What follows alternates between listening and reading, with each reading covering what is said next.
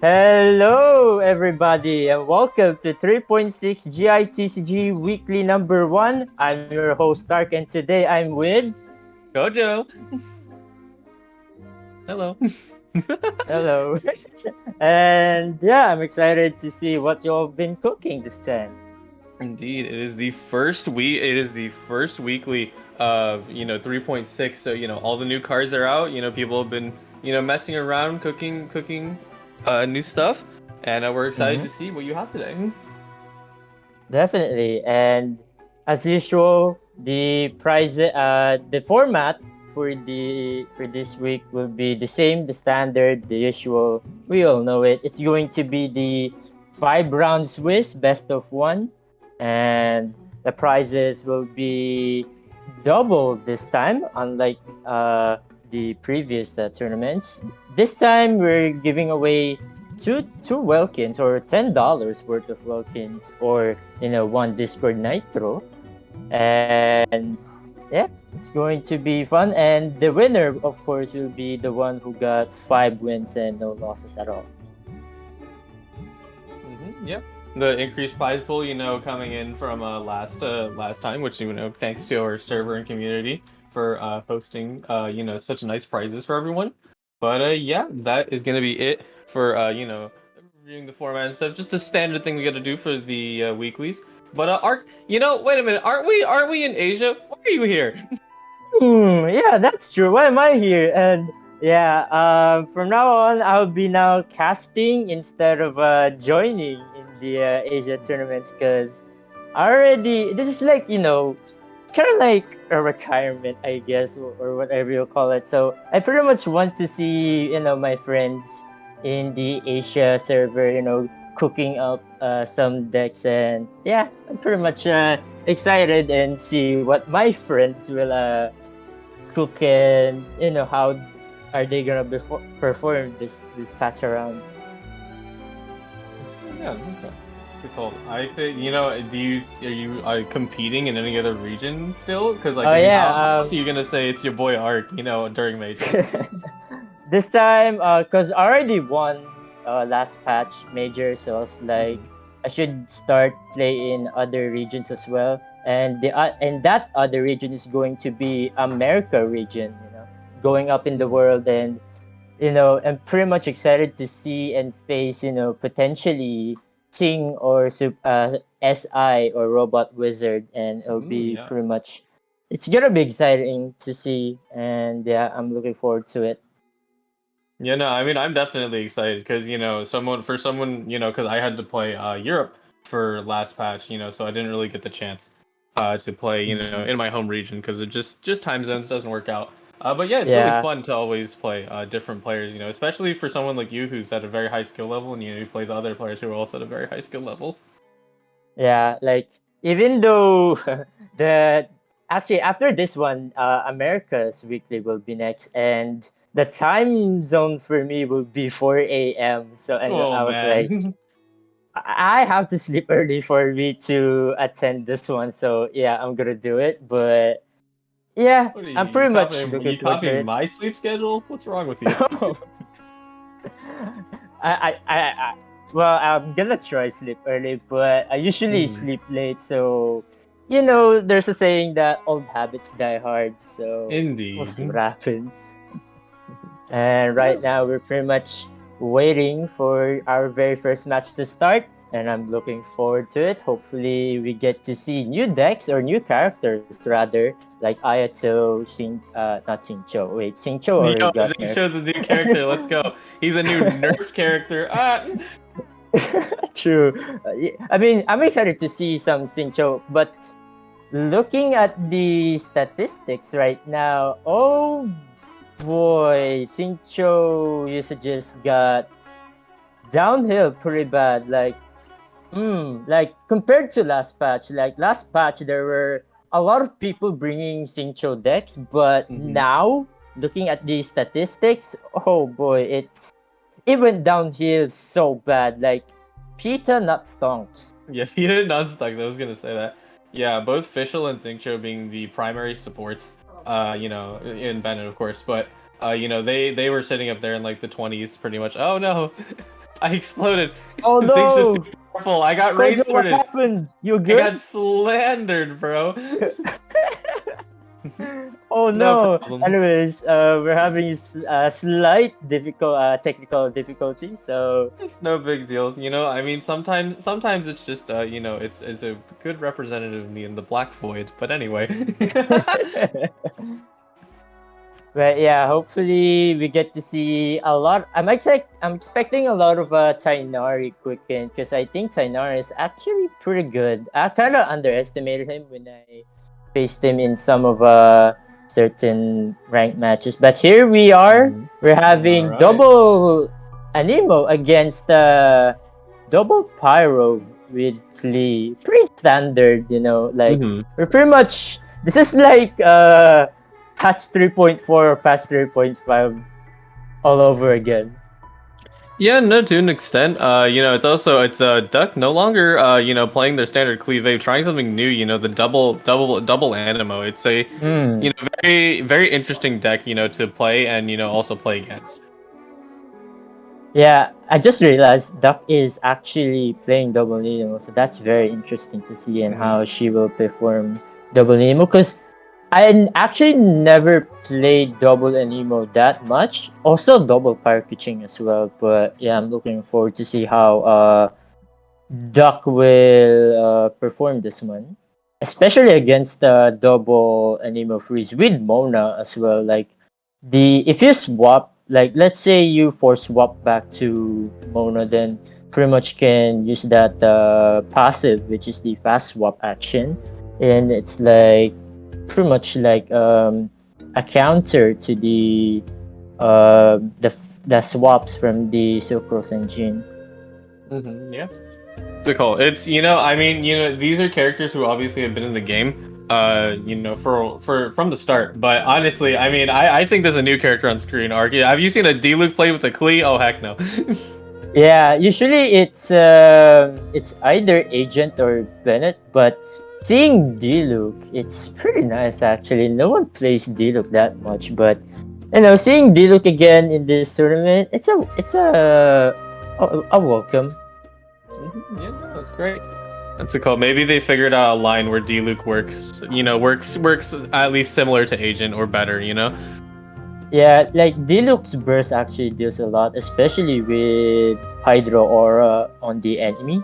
It's like 10 damage already, and Especially if you add double Pyro Resonance or Adeptus Temptation, then that would be crazy. Yeah. Take a look here.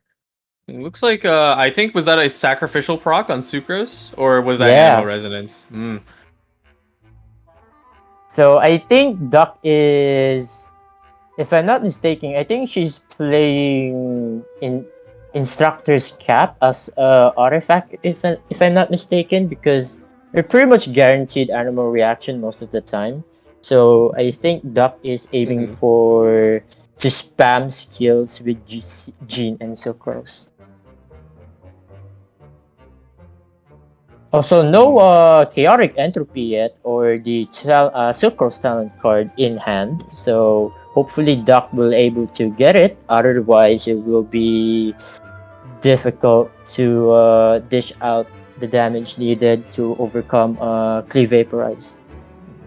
Do you think this deck runs chaotic entropy, or is it like the standard for double Anemo? Yeah, it's It makes standard for sense. double Nago. Yeah. Mm-hmm. Sucrose deals a lot of damage, like 4 damage on skill thanks to sacrificial fragments. Definitely helps a lot. Mm-hmm. Yeah, no, that's kind of the thing, because when playing Sucrose in my own time, even outside of double Anemo, the fact that, sacrificial book, just like the real game, is such a good tech, and then it already increased your damage is already at 4 per hit is kind of ridiculous. Yeah, like 4 damage is a lot.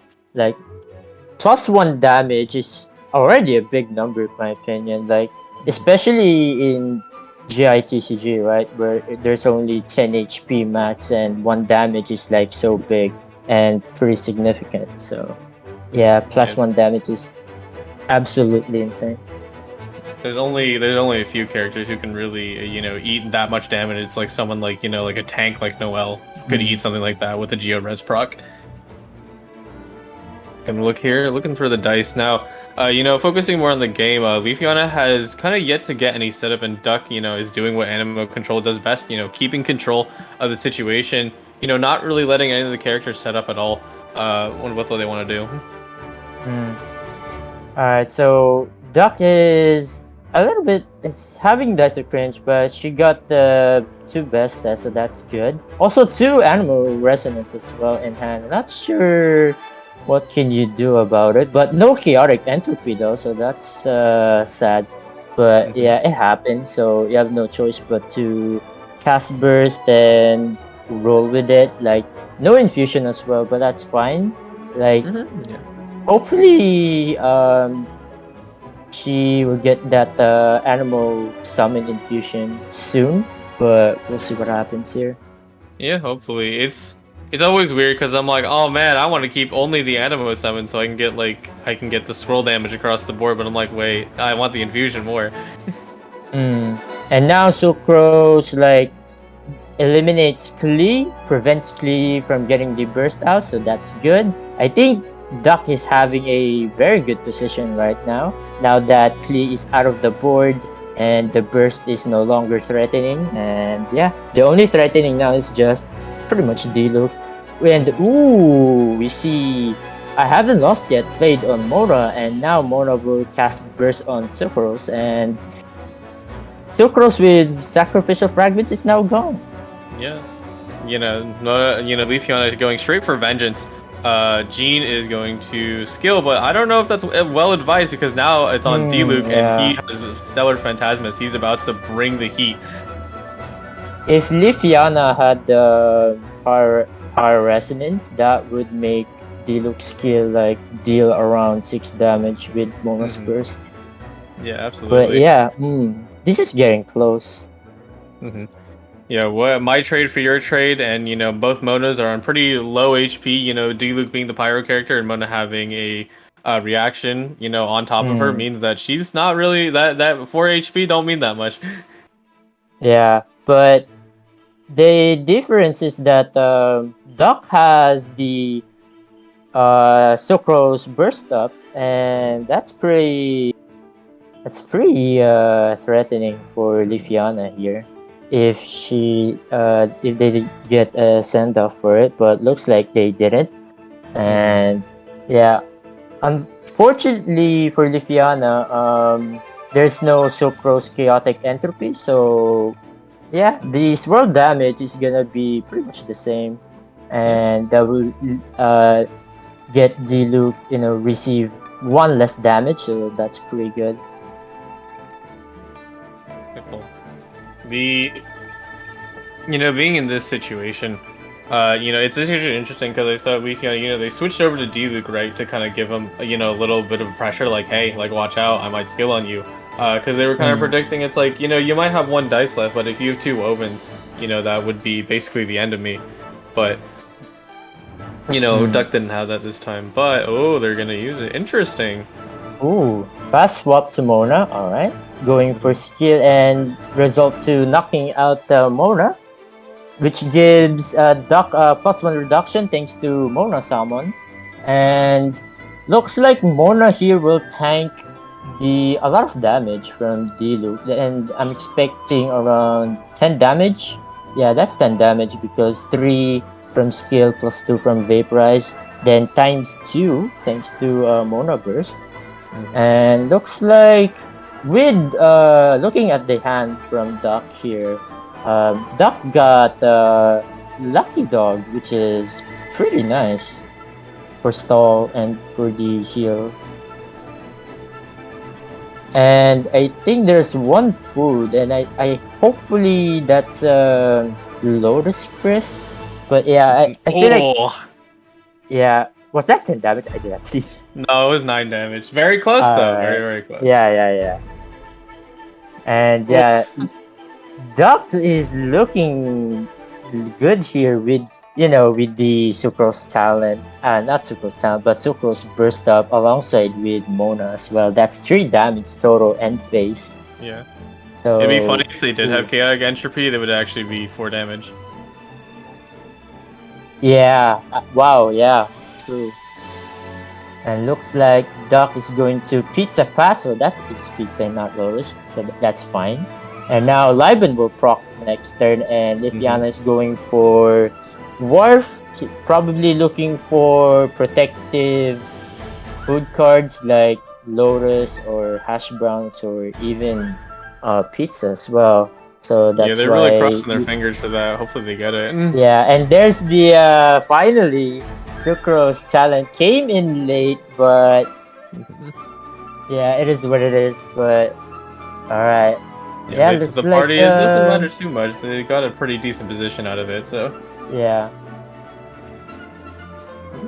Reroll. Let's see the dice. Nah, nice. Usable dice. Let's go. That is pretty nice indeed. 10 dice to work with, and you have a burst ready to go after the skill. And yeah, that's pretty much the end of it. GG, well played for Duck. Yeah, absolutely. It's just Anemo control was able to push Leafeon back into position where you couldn't really capitalize on what makes your aggravate or not aggravate. That's a different reaction. Aggressive deck. Play really well. Because you wanna be able to control your flow, and swap only to your characters when you want. But that's what Anemo control specializes in. Yeah, I'm looking forward to Duck winning this whole tournament with Double Anemo. Like, imagine, right? Double Anemo taking dominance again in this type of tournament. Like, pretty much Duck wants to prove that Double Anemo is still a strong archetype, and pretty much convinced me to play it as well. But overall, I think Double Anemo is not my style, and yeah. I definitely enjoyed Double Anemo. It's cool. On my first week, I'm like, oh man, this deck is really cool, but it's really hard to play, overall. Here we are dropping into a second match though, and it's the one only. Oh no, the Mermaid and Electro Charge, of course. How could we not forget? The most OP deck by far in GITCG. And of course, seeing a mirror match like this is pretty much a no surprise. And looking at the board right now, we have on Crepaholic side, we have 3 Mimics up, and about to expire at the end phase. And Yeah. on the Rev side, we have Fisher is alive, but Oceanid it got knocked out pretty early, so that's a pretty bad situation for Rev here, because most of the time you want Oceanid alive for, for continuous summons on the mimics, but Mir Maiden, though, on the other hand, is pretty healthy. And Crepaholic side is not healthy, but Oceanid is healthy. So this is looking pretty interesting. Yeah, no, what's it called? It's interesting because we don't really, MMVC is a little infamous, but the kind of the big thing that we noticed for the development of this patch. Ooh, here comes the burst though. Okay. Oh, there she goes. Wow, yeah, Rev looking good here. Wow. And I just realized Crepaholic is running Tubby in Mermaid and Electro Charge. Crepaholic, gonna get down, all the stuff they usual. need, but unfortunately, I think this is gonna be all she wrote. Yeah. Oh, the no fact proc on that summon? the There fact it that is. Crepaholic, yeah, there it is. Wow, Rev taking that as a win. That's a nice game. GG for Rev. And yeah, Crepaholic didn't play Tubby in the early round, so yeah, it's pretty rough for Crepaholic. Like if you didn't draw Tubby very early, then it's gonna be pretty bad moving forward in the next round with Mermaiden and with the other summon. So yeah. That was our last match. Watchable for now. Other players are still playing a lot. We'll wait to review bracket because there's still a lot of matches going on. I think there's plenty of matches still going on. But the thing I was trying to mention, I think the kind of development that happened during 3.5 with MMVC is that people really did optimize their lines of play, and like you said, Oceanid being your endgame unit is surprisingly pretty good. Yeah, like having the ability to just spam summons is just good, and while spamming those summons, you're pretty much building that energy, and your burst will be just very very threatening. Like it does like 8 damage maximum, and that's a lot. Yeah, a lot of people, running the Lucky Dogs inside, said MMEC deck, and then you can shift, they stop putting it on Maiden, start putting it, hey, why don't I put on Oceanid? I can, skill summon, have a chance to summon George or the Frog, get 2 shield points and healing, so now I have effective, 4 plus. Great. Yeah, Oceanid is just as strong as I would say. Yeah, no, never mind about that. I was about to say that Oceanid is just a strong character with the summons and all. I mean, to be fair, summons in general is just strong. Like even like count abyssal summons, right? Like with abyssal summons and Oceanid, that is pretty strong with the guaranteed reactions and the damage as well experience. I think we're double check because the Mirror Maiden counts as a Fatuous, right? Like they're part of the Fatui faction. Okay, yeah. I was like, because someone threw something at me. It's like, oh, it's like it counts as a monster. I'm like, why did I never see it? I don't know about that one. Yeah, imagine Rare Maiden is counted as a monster, then you would see that abyssal summons would be all over Rare Maiden and Electrocharge, and that would be crazy. Yo, end phase Electrocharge and Vaporize, let's go. Oh my goodness, imagine, right? That would be insane. Speaking of Vaporize, though, while we're waiting, we're gonna go ahead and take a look at the decks from Duck and the other match. So let's go ahead and take a look. Leafiana? Yeah. Yep. Okay. All right. I think let's start on Duck side because I think it's a little more standard than what Leafiana is running today. So Duck got 2 sacrificial fragments and 2 Aquilophonia. Alright. And of course you want Aquilophonia on Jean for potential stall with the Lucky Dog. And of course sacrificial fragments because it refunds you one dice, which makes the skill almost like 2 cost. So yeah, and the +1 additional damage is always good. Yeah, absolutely. Yeah, nothing else too out of the ordinary. It is, it's interesting because I assume this is the more, because double Anemo is something that you don't get to see too much, so I didn't get to research it that much. But It's interesting that you can squeeze double copies of the weapon each time in there, right? Because normally you can't do that. You tend to run out of room in your decks. Hmm. And I'm surprised that Duck is not running the Guardian's Oath, or AKA the Lament, Mm-hmm. Yeah, but sadly, got probably no two room for copies it. of Send Off this time. But yeah, no Lament this time. So yeah, that's actually a good improvement personally, because Lament is we all know it's a bad card anyway. That you have to pay 4 white dice Yeah, for our it to production happen. It's turtle just just mentioned that, yeah, you would just lament your own Gene or Sucrose or Mona summon, so like, oh man, you don't want to do that to yourself. yeah, that's true. Now, moving over to Leafy on a side note, this one has Lament, because there's only one summon from Mona, and that one's pretty inconsequential.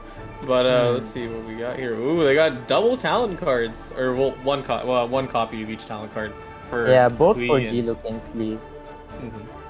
and one Wolf's Gravestone as well. As well with Gamblers, of course. My excuse me, but Granar Kami Shrine alongside Mhm. with Paimon and Liben. Nice, that's pretty good Mhm. to see. Like Granar Kami Shrine, the as a new card, it's actually pretty solid. Mhm. Like it gives you 3 random dice when you played it. Like it's low, but the payout is pretty nice to have. Like it's Yeah. pretty solid.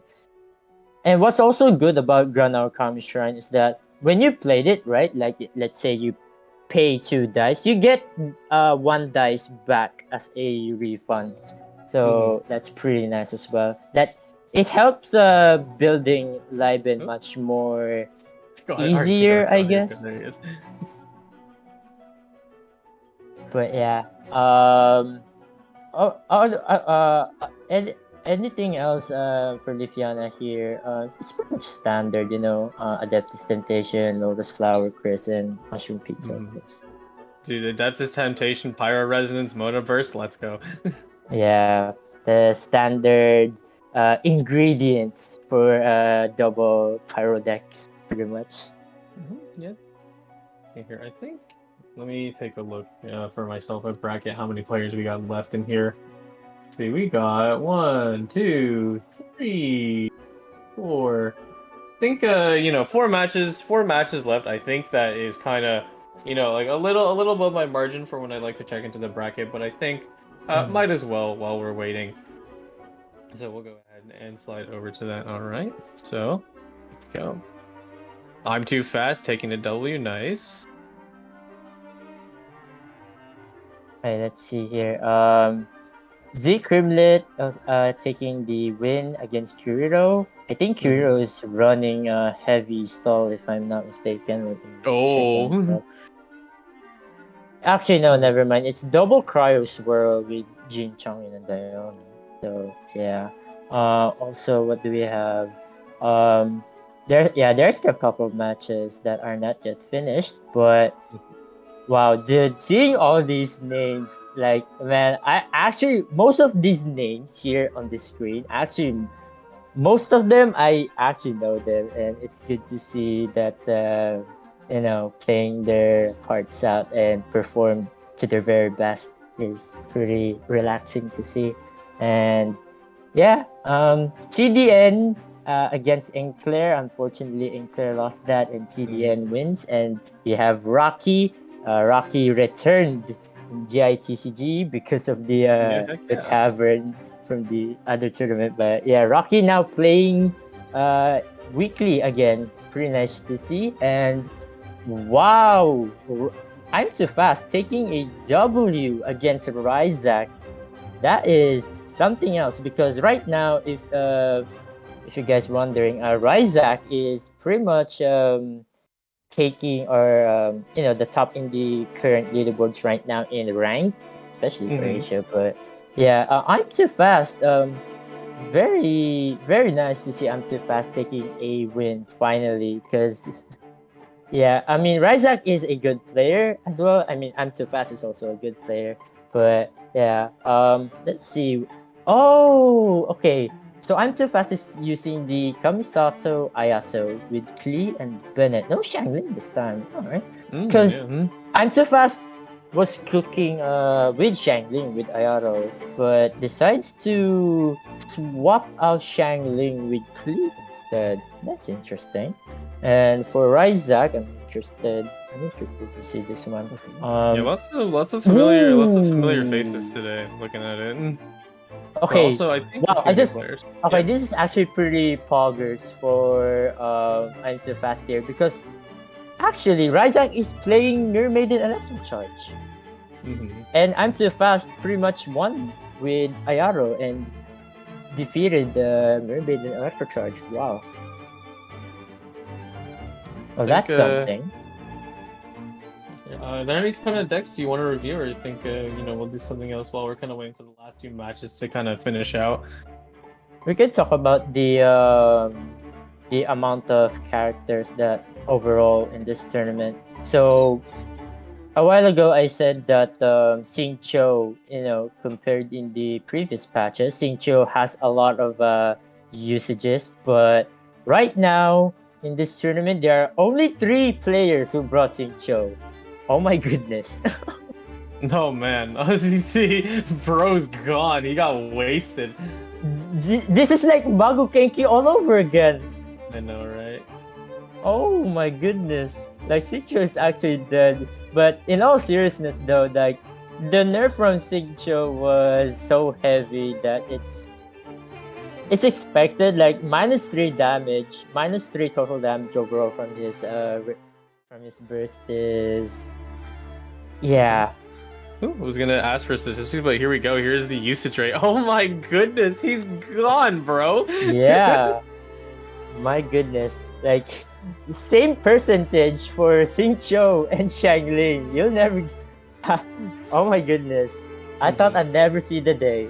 Damn. I know, right? Yeah, what's it called? Shangling is already so clunky to use, but the fact that Shangling and Xingqiu have the same percentage in this tournament is crazy to me. Yeah, Leeway friends went together. And of course, there's a lot of facial because Mermaiden Electro Charge. So yeah. Expect a lot of facial from here on out, especially because I won majors with it, so the popularity for Mermaiden and Mermaiden Electro Charge is gonna skyrocket even more. So yeah. Yeah, MMEC showing up, definitely during our majors, and just so no changes to it either. That coming into the next patch, so not too much happening there. Let's see. Let's take a look at how many of the new cards we have. I see Ayato at 2.3.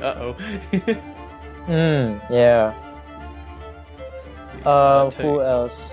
Right below Tagnari and Itto, holding slightly more percentage. So that means there's at least like 1 to 2 more of the deck. Pretty interesting, yeah. Tainari also, of course, Quicken. I think Quicken is only few people play Quicken, and I think Quicken overall is just underrated because compared that to Double Pyro, Quicken is just does a lot of damage, but to summons you get additional damage thanks to Quicken, but Double Pyro still does a lot of big damage with Would you be referring to like double prio Tagnari? I prefer Tainari with the double Electro instead rather than double Dendro, because if you're playing double Dendro, then might as well play, the standard Fischl or Sara with Kale and Chicken. I think up to this day, the Kale, Chicken, or Sara Fischl deck is still a pretty much a solid deck to use. It's just that the damage coming in from that deck is just a little bit slower compared to the double pyro decks. That's why we have Bennett right here as the second most playable character in this tournament, because you pretty much want to pair Bennett with double pyro, Kiching, or Ayato, Vaporize, and whatnot. So yeah. Yeah, makes sense. That's the thing. I actually think some of the other players or some other pro players mentioned that, like, pyro Kaching is rising in popularity, and I think you can kind of see that Mm. with the usage rate of 8.6 with Bennett, Agent at 7, and then Kaching herself at 5, which is just towering over everyone else in comparison. No.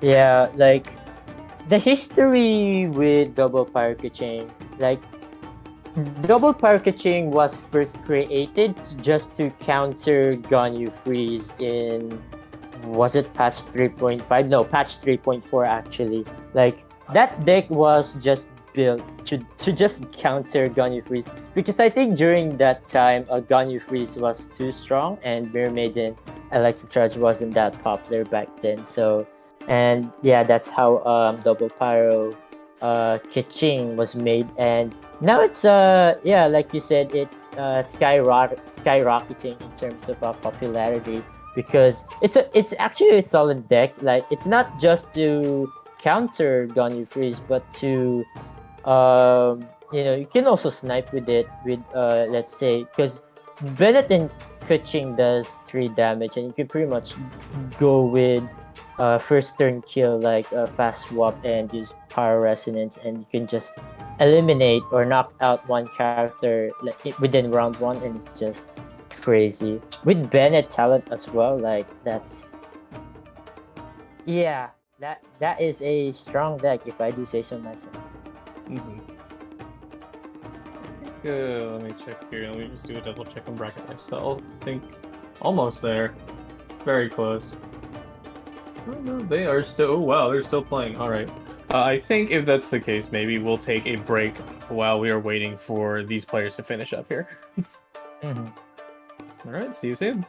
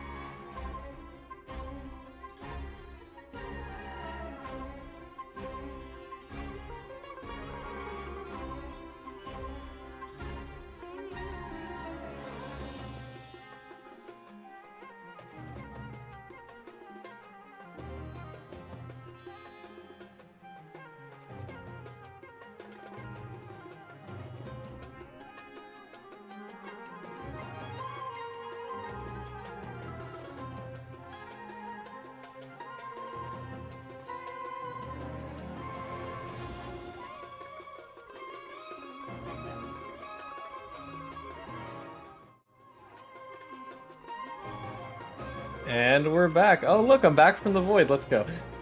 And you're taller. I am taller. Very tall.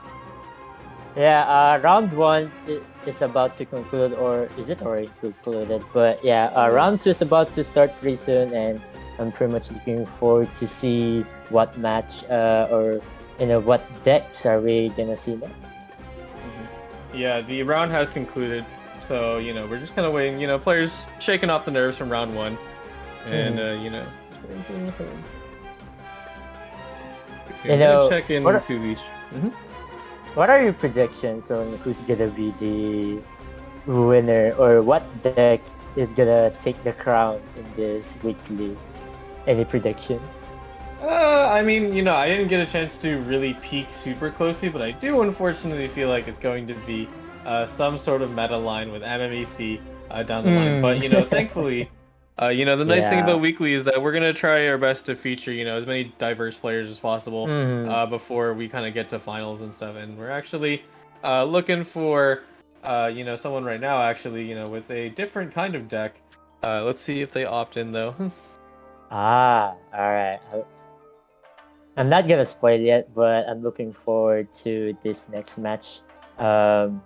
Yeah, cause I pretty much want to talk about more about this particular player because I know them pretty much, and of course, I pretty much know most of the players who are pretty much playing in this tournament right now. So I'm looking forward to it. Yo, Arc the Asia Wiki, let's go. Yeah.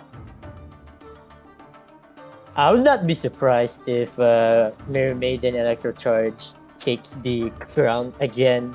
Like, imagine every weekly until we get to the majors, right? It's just Mirror Maiden Electrocharge taking dominance in all tournaments. Oh my goodness. And not Gunny Freeze anymore, because Gunny Freeze was so strong back then, like patch 3.4 to 3.5.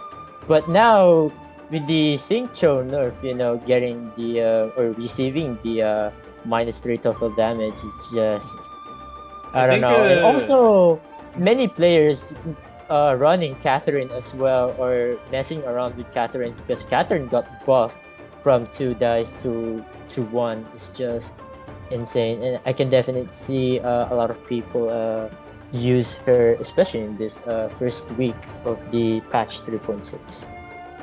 I think I'll jump in here and say I think you should probably explain what you mean by -3, because -3 is like in layman's terms specifically for like how you calculate your damage, but the proper naming, right, would be like Xingqiu has lost -1 damage on his rain sword hits. Yeah, the reason why I say -3 because the total damage you get from Xingqiu's rain swords is 6 damage, and with 3 hydro application. But yeah, 6 damage pre-nerf Xingqiu, and now it's just 3 damage only. Like, yeah, that's where -3 pretty much came in. Like, -3 total damage is a lot if you think about it. It's like, think about Tainari. I mean, okay, hypothetically speaking, or pretty much whatever. Okay, whatever. Like, this is just an example, by the way. Let's just say Tainari, right? His damage, his burst damage is 5 damage. Like, imagine if somehow, right, Hoyoverse like nerf Tainari, right? Like, instead of 5 damage, like Tainari would nerf down to 2 damage burst. Like, yeah, that's big, right? Like -3 from burst is just a lot, and yeah, a lot of people pretty much say that Xingqiu is not good anymore. I mean, she's still playable, like in freeze, and yeah, especially in freeze. But yeah, here we are. We have this is what I pretty much want to talk about. We have Fla and Artemisiu. Now, I want to talk about Fla here because if you guys don't know yet, Fla is a Japanese player who got in the Astro Carnival tournament just recently. Yeah, dude. And now he's here with Itto, Barbara, and Mona. So that's pretty interesting to see. Yeah, great to see the new cards. Itto, I really only talk about Technari because he's kind of easier to talk about. Itto, is one of the cards I haven't really thoroughly researched, but it's really neat to see him here. Mm. And double Iro POV, let's overall, go. yeah, nice. Overall, Iro is. I mean, for starters, she she's damage in the early game is pretty small. I mean, it's pretty much the same as Noel. But what's pretty much threatening or the power from Iro, I guess, is his burst. Like, if you manage to get Iro to maximum stacks, which is 3, and if you cast her burst, then your charge attacks or normal attacks would be insane. It's pretty much like Noel, but with more damage as well. But yeah, with Barbara in the mix here, I'm looking forward to. I just realized Barbara Mirror. Yeah, pretty much. Barbara being used. Okay. I mean, it just shows Oh, utility, no. right? Oh, whoa. We're gonna be stuck here for a while. Yeah, most likely. The thing, it's the interesting part. You can see how cards can be used differently in this game. Barbara on Ito's side, just providing. She is. I probably take that statement back. She is functionally doing the same thing, but she fits into the team comp so well. Providing healing for your whole team and a good amount of it. Yeah, and yeah, there's Catherine. I just said it. A lot of people are gonna bring Catherine, so this is why just people don't bring freeze anymore, because if you play freeze and your opponent just plays Catherine, then your freeze pretty much does nothing at all, because he can just fast swap out of it, and it's just insane. Yeah, I found so much more value out of Catherine after the buff to her. I actually used it now myself personally because it's so nice to have. It doesn't cost a bajillion dice. Yeah. Okay, what do we have here? Artemisu with Grand Arcami Shrine. That's interesting. I'm assuming Artemisu has Hobby. I mean, I think it's a must if you're playing a double pyro deck. And wait, no, did I just say double pyro? Let's go. Because DP stands for either death penalty or double pyro, so I got confused with it. So yeah, a death penalty. I'm expecting Artemisu to place Tubby here, but unfortunately, no Tubby yet, which is pretty unfortunate. Yeah, one of the things we talk about a ton, just overall Tubby engine deck, super useful deck, but if you don't draw it, well, that's awkward. Yeah, it's like you rely on Bennett's talent card. Yeah, pretty much. Artemis does not have the best dice, but they're just gonna ramp in their face in terms of grabbing Worf and Catherine. Like for next round, our team usually will have 10 total cards in hand. That's it. That's a lot of cards. Hopefully, I feel like they should have spent their dice because they might be very close to overdrawing now. And now we have Lucky with double Paimon. Ooh, dude, double Paimon is so good. Like the amount of RAM you get in the next rounds is just insane. Especially with Iro. Like, imagine if Iro is about to burst right now, then Artemisu can pretty much cannot sustain that long, but yeah, it's gonna be interesting to see if La can able to break through a death penalty. Yeah, with so much dice and stuff, Flaw also just drew the Wolf's Gravestone, so that is going to be a big boon to how much damage they can output onto Artemisu. Yeah, with Wolf's Gravestone, that's like 3 additional damage. Like +1 from the weapon itself and +2 from the effect when your opponent's HP reach the 6th and below. So yeah, now that here's the thing. Once Flaw equips Wolf's Gravestone, then Artemisu's playstyle will have to it's like, I have to pretty much sustain my characters above 6 HP so that my characters won't die to Wolf's Gravestone. But yeah, Mhm. hmm, Oh wow, not for a cryo roll, dang. yeah, 4 cryo in total. That's a jackpot, I would say. But ooh, Mhm. here comes the healing hash brown on Sincho, equipping the weapons and artifacts on them as well. And right now, Floss Hero is ready to go and ready to hammer down on his opponents. Yeah. I don't think Burst will do too much. It's very close if Barbara just lost one more HP. It would be a better situation. But, still, regardless, pretty good. Artemis 2 kind of ramping up, getting as much healing and shields as possible before what comes next. Hmm. And Floss Hero is now equipped with Rogue's Gravestone, so that means Hero's Burst is gonna be very, very threatening. So Mhm. Artemisia has to do something to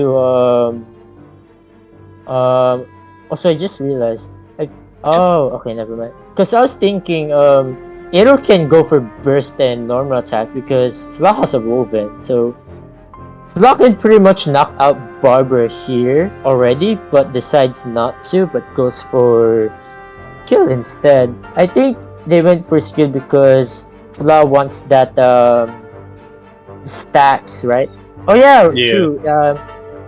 Because if Fla went for burst, I think Ira won't get the reduced dash cost for the charge attack. So I see it. Why? He Oh, won't. never Oh, look mind. at that hammer slammer taking Barbara out. Never mind. You don't need burst, I guess. Damn. Okay. And That's the big that's kind of the big draw to Itto is that he has so much damage that he can just output out of the gate. It's super useful. and now we have Adeptus Temptation on plus side. So that's a lot of damage. I think they're like narrowly dodging overdraw. They're like very close, right? Yeah, like if you play double Liver Harbor Wharf, the tendency of overdrawing is just like you usually don't want to play double Wharf at the same time because most of the time you would just overdraw and your cards would just gone like forever gone into existence. Like having cards like sure you will get some cards that will not be useless, but you can use those cards to tune for the element that you need in case of you dash a cringe. Yeah. But Hopping back Itto, into the round and getting frozen by Diona. yeah, unfortunate. So let's see what Fla has to do here. Looking at the Fla's hand, there's not much of ramp for the next turn. So I think Fla has to build burst with Mona, I guess.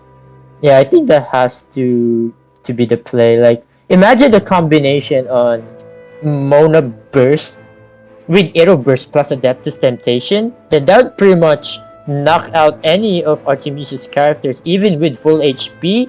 Even with the General Ancient Helm. Like yeah. That's gonna be a lot of Artemis damage. just heals up, swaps over, heals it. And now Flaw's kind of gonna decide what they're gonna do with the 8 dice because there's not too much they can do. I think Fla can go for because Fla has a woven, right? And Yeah. you pretty much go for skill or skill again or normal attack. Actually, you can go for normal attack. You don't have to play Bestas actually. You just skill, normal attack, and then play the woven and get the burst out. And Yep. Next turn you just go to Arrow, burst, and use Adeptus if needed. There's also the potential of dropping Cathedral as well. Just in case. What's nice is that now that they're ending on Mona, if Artemisu tries to readapt and use Diona to freeze, it really won't matter because Mona gets that free fast swap. Yeah, and there's the Cathedral. Did not go for Mona Burst, which I understand. They pretty much want to keep Mona alive. Well, pretty much keep everyone alive. Take Mona alive. That got dark. Whoops. And double leave it to me on Fla. I'm not sure how we're gonna use that, especially with Mona, because Mona already has a passive, the fast swap. But Probably for like yeah, Barbara and Ito pivoting if they're in a bad situation, but it definitely that's doesn't look true. like they're in that. Hmm. It's Lost you know, dice it's though, looking pretty good, and of course Artemis as well. Yeah, Artemis got 3 cryo for Diona, and Sincho with 2 hydro, but swaps to Diona instead. Cause Catherine, right? Ooh, oh 4 damage. okay. Oh, and the dice refund. Hmm. Yeah, weapons do so much in this game. It's ridiculous. Yeah, they provide a lot. Imagine if Fla went for Monoburst instead of Cathedral. Like, I feel like that would change something, though, is it? Ooh, okay. Now we see Fla. Hmm. Looking at trying to take Diona out, but they may. They're trying to count. Yeah, they're counting their dice. Yeah, counting the dice to figure out, is it just enough to finish her off? Oh, 2. Oh, there it is. Slam! Didn't Oh knock my out goodness. Diona here. Still alive, but I think the charge attack from Iro will definitely knock out Diona here. But I don't know. Yeah, one of the things, looking at Artemis' side right now, the inability to, have a cryo infusion on your bow and arrow means that you can't really do the, cool rain swords tech that Ganyu has, where you can freeze your opponent instantly. And uh-oh, here he comes. Yeah, charge attack. Wait. Oh, but Iro stack is at 1, so Yeah. no reduced dash cost for it. So that's why Fla went for the woven clay. And staying on Iro, I guess it's fine because you have a cathedral for to make up for that damage to heal. Yeah, no. Yeah, are definitely in And an okay spot. Artemis who decides to just ramp up. I guess they want to freeze him. Yeah, hold turn prio and freeze him, right? So Fla next turn has to fast swap to.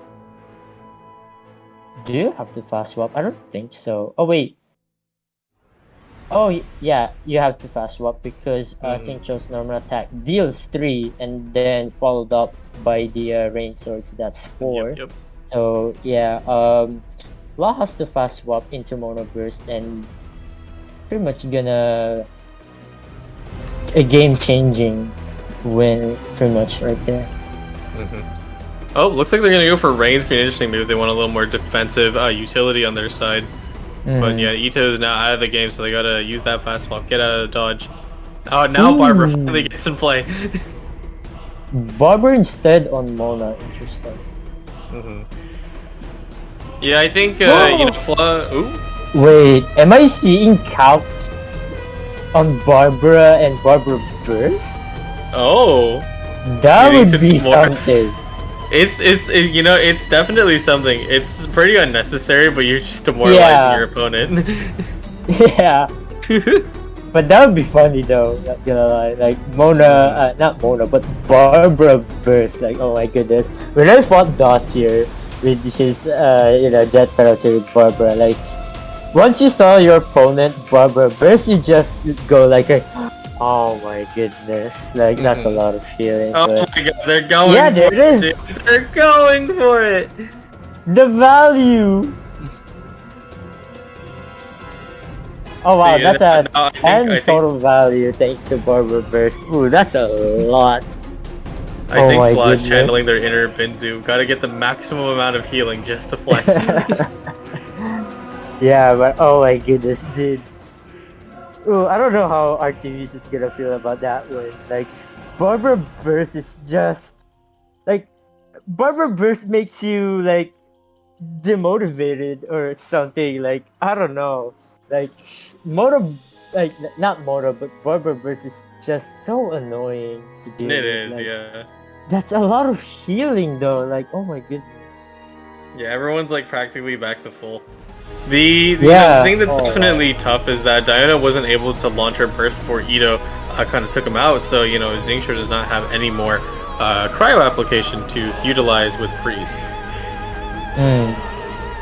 Fla definitely taking the defensive action here. Like instead of going for offensive with mono burst, Fla definitely went for defensive with the playing the Favonius Cathedral, fast swap to Barbara, and calcs it to burst. It's just insane. But overall, how do you think if Fla went for the offensive, like how would the game would change overall? So like if they drop the offensive, or what do you mean by that? Like if you didn't go for defensive route and instead they went for offensive route, like what would happen?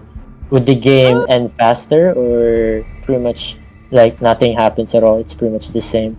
I think it's only like a singular turn increase because Flaw just wanted to make sure they're set up ready to go before they start bringing down the hammer, right? Got to be a little careful against a freeze matchup like that because I think the theory from like double Geo kind of applies here is that if your hyper carry gets frozen, well, you don't get to play anymore.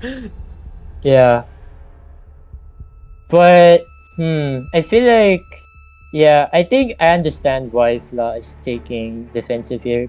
This is pretty much a competitive scene, right? You pretty much want to go very serious about it. You pretty much don't want to full greed and. Because if you go for offensive and greed, then there's gonna be some form of consequences. Like, So I understand why Fla definitely went for going defensive, and it's pretty nice. It's pretty much guaranteeing yourself to holding yourself, gaining the upper or higher advantage over your opponent. Yeah, increasing your health pool and also the factor of if your opponent is running any surprises. I mean, now DP would typically not run it, but hey, who knows? What if they have like Adeptus, Juyo, and Guoba? Could be dangerous things that could knock you out. And I mean, we saw their Itto went down to 6 HP, no shields, which Xingqiu could definitely take care of if he really needed to. Yeah, but Xingqiu does a lot of damage. Like, imagine pre-nerf Xingqiu, right? Like, where range swords just deal 2 damage instead of 1. Like, that's a lot of damage, and that is very threatening if you don't kill Xingqiu quickly. But, yeah. Right now, Fla is building stacks and energy for Itto, going for burst again, of course. And, I feel like does Fla have Adeptus in Temptation still? Or... I think Fla expended on Diona earlier, so unless they have a second copy, they won't. Right. Oh wow, the double Hydro Resonance on hand as well. Wow, that's a lot. You know what's funny is that Fla doesn't even need burst on Itto. You just spam skill and just normal attack. Like you don't need burst. Like, normal attack alone with Boob's Brave Zone is already strong enough just to knock out your opponent. Boom. Rain Sword's up again. Xingqiu's just looping burst left and right. Yeah, looping burst quite a lot. And look oh my goodness. Wow. That's actually such a rare sight, right? Because Hydra Resonance deals 2 on active, 1 on inactive. And got full value all up to 10. Oh man, dude, that Barbara burst was definitely worth it, if I do say so myself. But yeah, this match is taking long. I forgot to time it, but I wonder how long this match is going on. We could always check back on the VOD. Thankfully we're on YouTube now, so it's very easy to just quickly scroll through the VOD and just check. Boom, boom. And if also, because we have, since it's a YouTube video afterwards, you can comment and use the timestamp function you want, as the community, help us out, kind of time out each match and, so people can quickly jump to where the highlights are. Yeah, like, this is why we switch over to YouTube, because, Turtle's doing the math and says that if the match has probably been 15 minutes. 15 minutes? Damn. It could be worse. It could be worse. Yeah, true. Yeah, that's true. Alright, let's see. La is ready to burst anytime, but the stacks on Itto is not that high, so I don't know what Fla will do here. But Fla is now on Mona. I think Fla is aiming for definitely Mona burst 100%. Yeah, you should definitely go for it to kind of get through the breakpoints because Artemis 2 clearly is showing no signs of stopping in terms of what they have for healing. So you need something powerful like Mona Burst to really devastate Xingqiu. Yeah. The nice thing about the situation, right, is that we saw earlier is that people will escape to their side character, but Xingqiu has no escape. He has no bail. Yeah, Xingqiu still healthy with all those shields. Is just unbreakable at this point, so Fla has to go for Mona Burst here. I think Mona will definitely get Burst here. Yeah, there it is. Gladly, Mona didn't get knocked out and got the Burst, so now Fla is ready to knock out Xingqiu here, definitely. But, ooh, okay, okay, our team Yisu ends the round first, so no Lotus Crisp though, so I don't know. Yeah. Because if our team Yisu got Lotus Crisp, let's say, and with the General Ancient Helm, like, if you combine the shield points overall, like 10 HP plus 2 shield points plus 3 from the Lotus, that's like 15 HP total, and with Mona Burst plus Itto Burst, I don't think it's enough. It's like, oh wait, yeah, it will deal like 14 damage because Itto's Burst deals 5 as a raw damage, then +1 thanks to Wolf's Gravestone, then another +1 because of the crystallize, and multiply it by 2, that's 14 damage. But unfortunately, our team Misu didn't get Lotus Crisp, so which means whatever defensive utility they have is just going to be knock out. Let's see if that's the case. Oh, yeah. 11 damage. Oni coming through. Oni coming through, and there it is. GG, well played for Fla, taking down that penalty and pretty much sending the message right there that that penalty is very weak thanks to Xingqiu nerf, because I think I would say even outside the Xingqiu nerf, fighting a stall breaker, right? That's kind of the big deal. True. Like Mona alone, like if you see Mona, like, okay, let's say you play that penalty, then you see your opponent plays Mona, then that's pretty much very threatening. Like Mona Burst with the ×2 damage can pretty much knock out one of your characters with just one hit with Burst or with Adeptus Temptation as well. So yeah, Mona is pretty much, or Mona Burst rather, is very threatening against death penalties. Yeah, no, absolutely. And I think in Itto, the kind of concept, right, is being Noelle, but being able to stall break a little more effectively and quickly. Not that Noelle can't stall break, right? Like she's kind of ridiculous anyway. But Itto himself gets so much front-loaded damage that he will get to deal set damage very quickly and possibly force your opponent into a situation where they kind of freak out and use their healing too early. I think the difference between, because I still don't know like the difference between Noelle and Itto just now, but I think the difference between Noelle and Itto is just Itto can provide a lot of crystallized reaction thanks to his skill with Ushi, of course. With Ushi can be the one who provides a crystallized reaction is insane. Like especially if you pair it up with Mona. So yeah, I think that's pretty much it for round 2. I kind of want to see if there are, or what are the other matches. Oh no, wait. I think round 2 just ended, no? Or wait, every matches in round 2 just ended. R3 is gonna be rolling in right away. I think after a little bit of a stalling match, I think it's fine. We'll roll into the next one.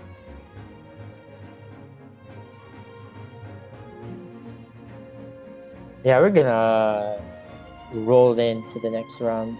We're about to take a break, but bracket just started, so yeah. I mean, we can take a break after round 3, I guess. But all right. I mean, I'm excited to see more matches in general. So yeah, I'm excited to see what's going to be the next match we're about to see here. Previously, we have something spicy. Duck. Oh, yeah, we got Duck. Duck, the grand finalist from the previous Asia Majors. Then we have Fla. And, we all know Fla as a Japanese player, and I'm excited to see who's going to be this time for round 3. Hopefully Org, because I'm pretty excited to see how Org performs, and looks like we'll be getting Org. Oh, I'm excited to see this Let's one. go. And there it is. All right, Org 36 versus Setsuna. Yeah, If you Org guys is don't someone know, who is. if you guys don't know, Org played a lot of weekly tournaments like in the early days, like patch 3.3 and patch 3.4. Unfortunately, Org decides to take a break in around second phase of 3.4 until the whole patch of 3.5. But right now, he has Back in action. returned with his was it Kaya Melt? Yeah, I think it's Kaya Yeah, Melt. kind of. I remember. I think, think this is Org's favorite deck because I think this is the last deck he played from the last tournament he played as neat. well.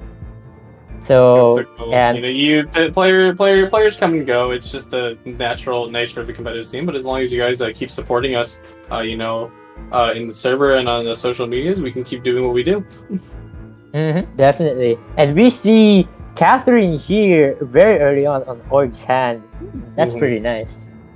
Yeah, Starting first on Bennett, of course, you want to build that burst on Bennett because you have that. Wow, I mean, overall, just look at Org's hand. That's pretty decent. Yeah. Like you have Kaya's talent for stall later. You have Bennett's talent for good reason, of course, for damage. And you have Worf. You have General Ancient Hound, Catherine as well. But Org decides to play Catherine here very early on. And fast walk to Kaya to get priority next round. So very interesting. So Setsuna kind of noticed, like as people do, they always Bennett set up right. They recognized that and they went for the overload on Bennett to mess with their dice. But of course, Catherine existing definitely makes that inconsequential. Yeah. I think that the fast reason the Catherine play was actually usable.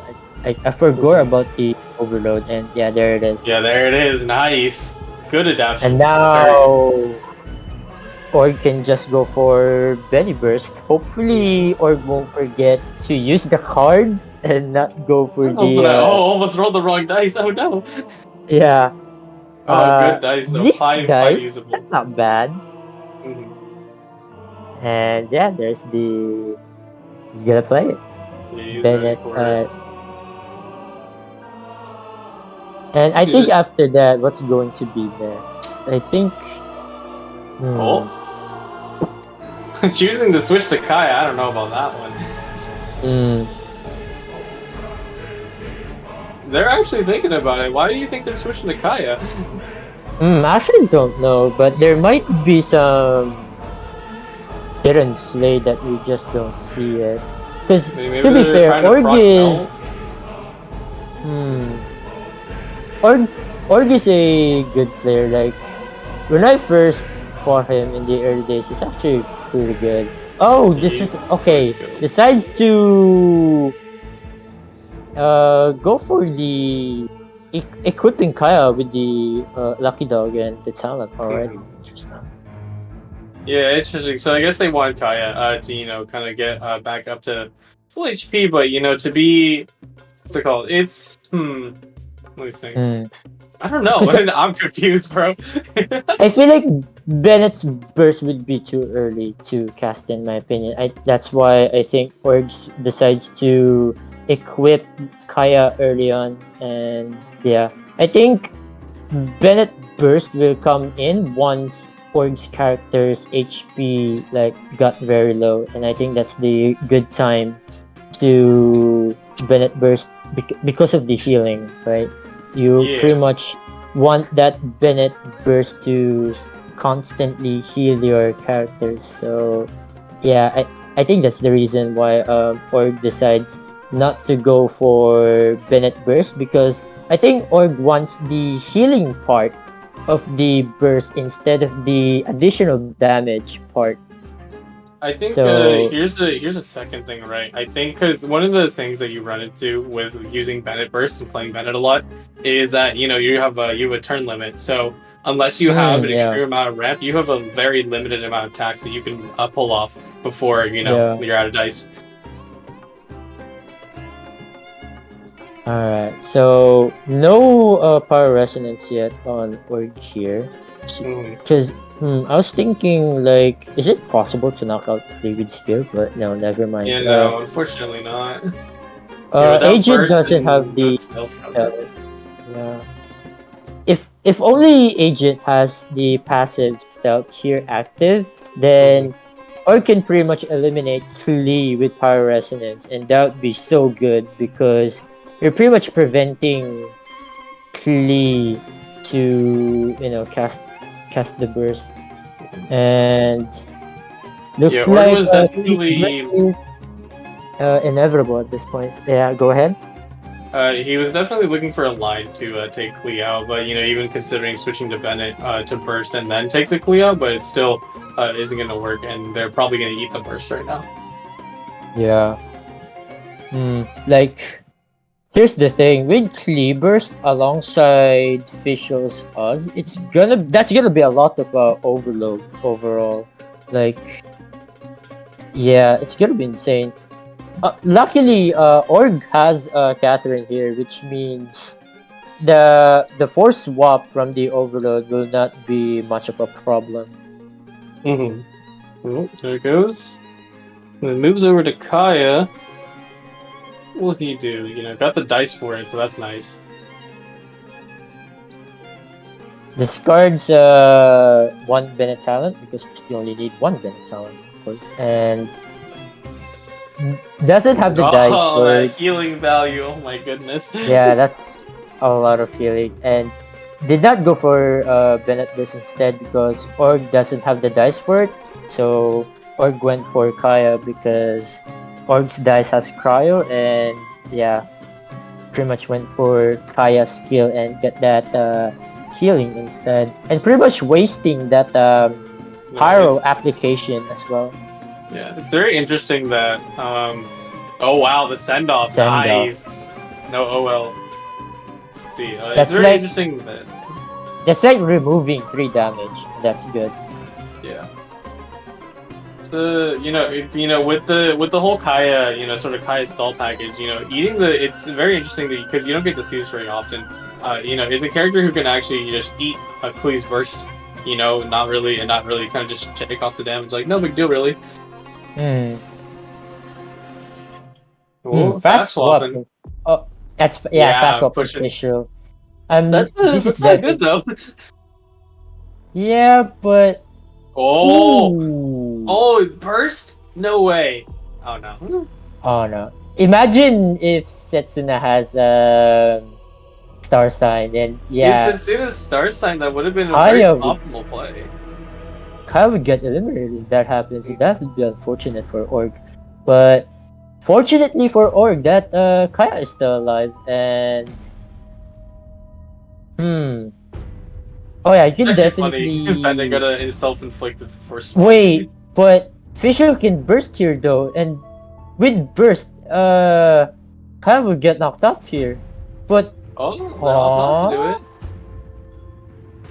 decides not to go for burst. I don't know about that. Unfortunately, it didn't calculate. Orc definitely recognized that. Oh, I'm I'm losing some HP. Let's take you out first. Bonk. Ooh, I feel like Setsuna misplayed this one Yeah, that is a 100%. little unfortunate. Like, even if he dies of cringe, like, getting rid of Kaya on the board will pretty much give you a huge advantage because right Yeah, now Kaya absolutely. is equipped with a lot of things like Kaya Talent and Lucky Dog. Yeah. Oh my goodness, So look at that. Two. yeah, like oh my goodness, that's a lot of healing. Like 6 HP heal. My goodness, that's a lot. But yeah, this is looking in favor for Org here. And luckily for Org, Kaya is still alive. And yeah, Org definitely got the upper hand here. I think it's very interesting, to recognize that both players, like, very, very carefully played around when they could use their Bennett burst because typically, people always just go turn one burst setup. It's like, oh man, I did it. But you really have to think about it and realize that you only have so much, dice to spend, to be using this burst. Hmm. Yeah. And Fish is still alive. I don't know how you're gonna. I mean, Oz is still on the board, so. Hmm. I think they might be using an agent as a sacrifice because look at that, Yeah. super low. Does that? Oh, there's the fast swap. Never mind. And looks like honestly, this should have happened way sooner, but it's better than it's better that word, sorry. Very late than nothing, right? Like yeah. And there it is. Agents got knocked out, but Kaya is still there, so Kaya will take care of everything pretty much. Oh yeah, gonna style them, use the glacial waltz instead of using skill. Imagine, but I mean, he could go for it, right? Like fast swapping. Because I don't think Org got Pyro Resonance yet, right? He hasn't received Pyro Resonance yet. Yeah, looks like they're cooking for it actually. Yeah, imagine. Oh, never mind. That's right. Doesn't have it. Yeah, like imagine. Yeah, you definitely go for Kyber Burst. It's fine. It's expensive, but there's a potential. It could go to fast swap with Bennett and go with Pyro Resonance. That's like 10 damage, but Setsuna has a General Ancient Helm on Bennett, which leaves 12 total HP, which means if Org does happen to have Pyro Resonance, then decides to Lotus on Bennett. I don't know about that. Feels too early in my opinion, but yeah. I mean, it's fair to be prepared for an attack because Bennett Burst is on Org's side, but ultimately, kind of a tough situation to be in. It's it's like I call it a thing like Panic Lotus, right? Like people tend to do that a lot. I do that myself. I mean, I did it to myself as well when I faced Z Crimlet in the majors, and I actually forgot to burst with the Ganyu, and I just ended the turn with Ganyu floating 4 dice, and just ended the turn with just Lotus on her. Like that's pretty much it. And yeah, it happens when you're in a situation where your character feels in a kind of a difficult spot. situation. Yeah. Oh, there's the Pyro Resonance finally. Let's go.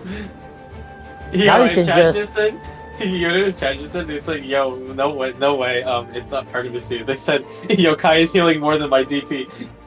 Yeah, so if Org is, I think Org is definitely go for it. You fast swap to Bennett, then you cast skill with Bennett.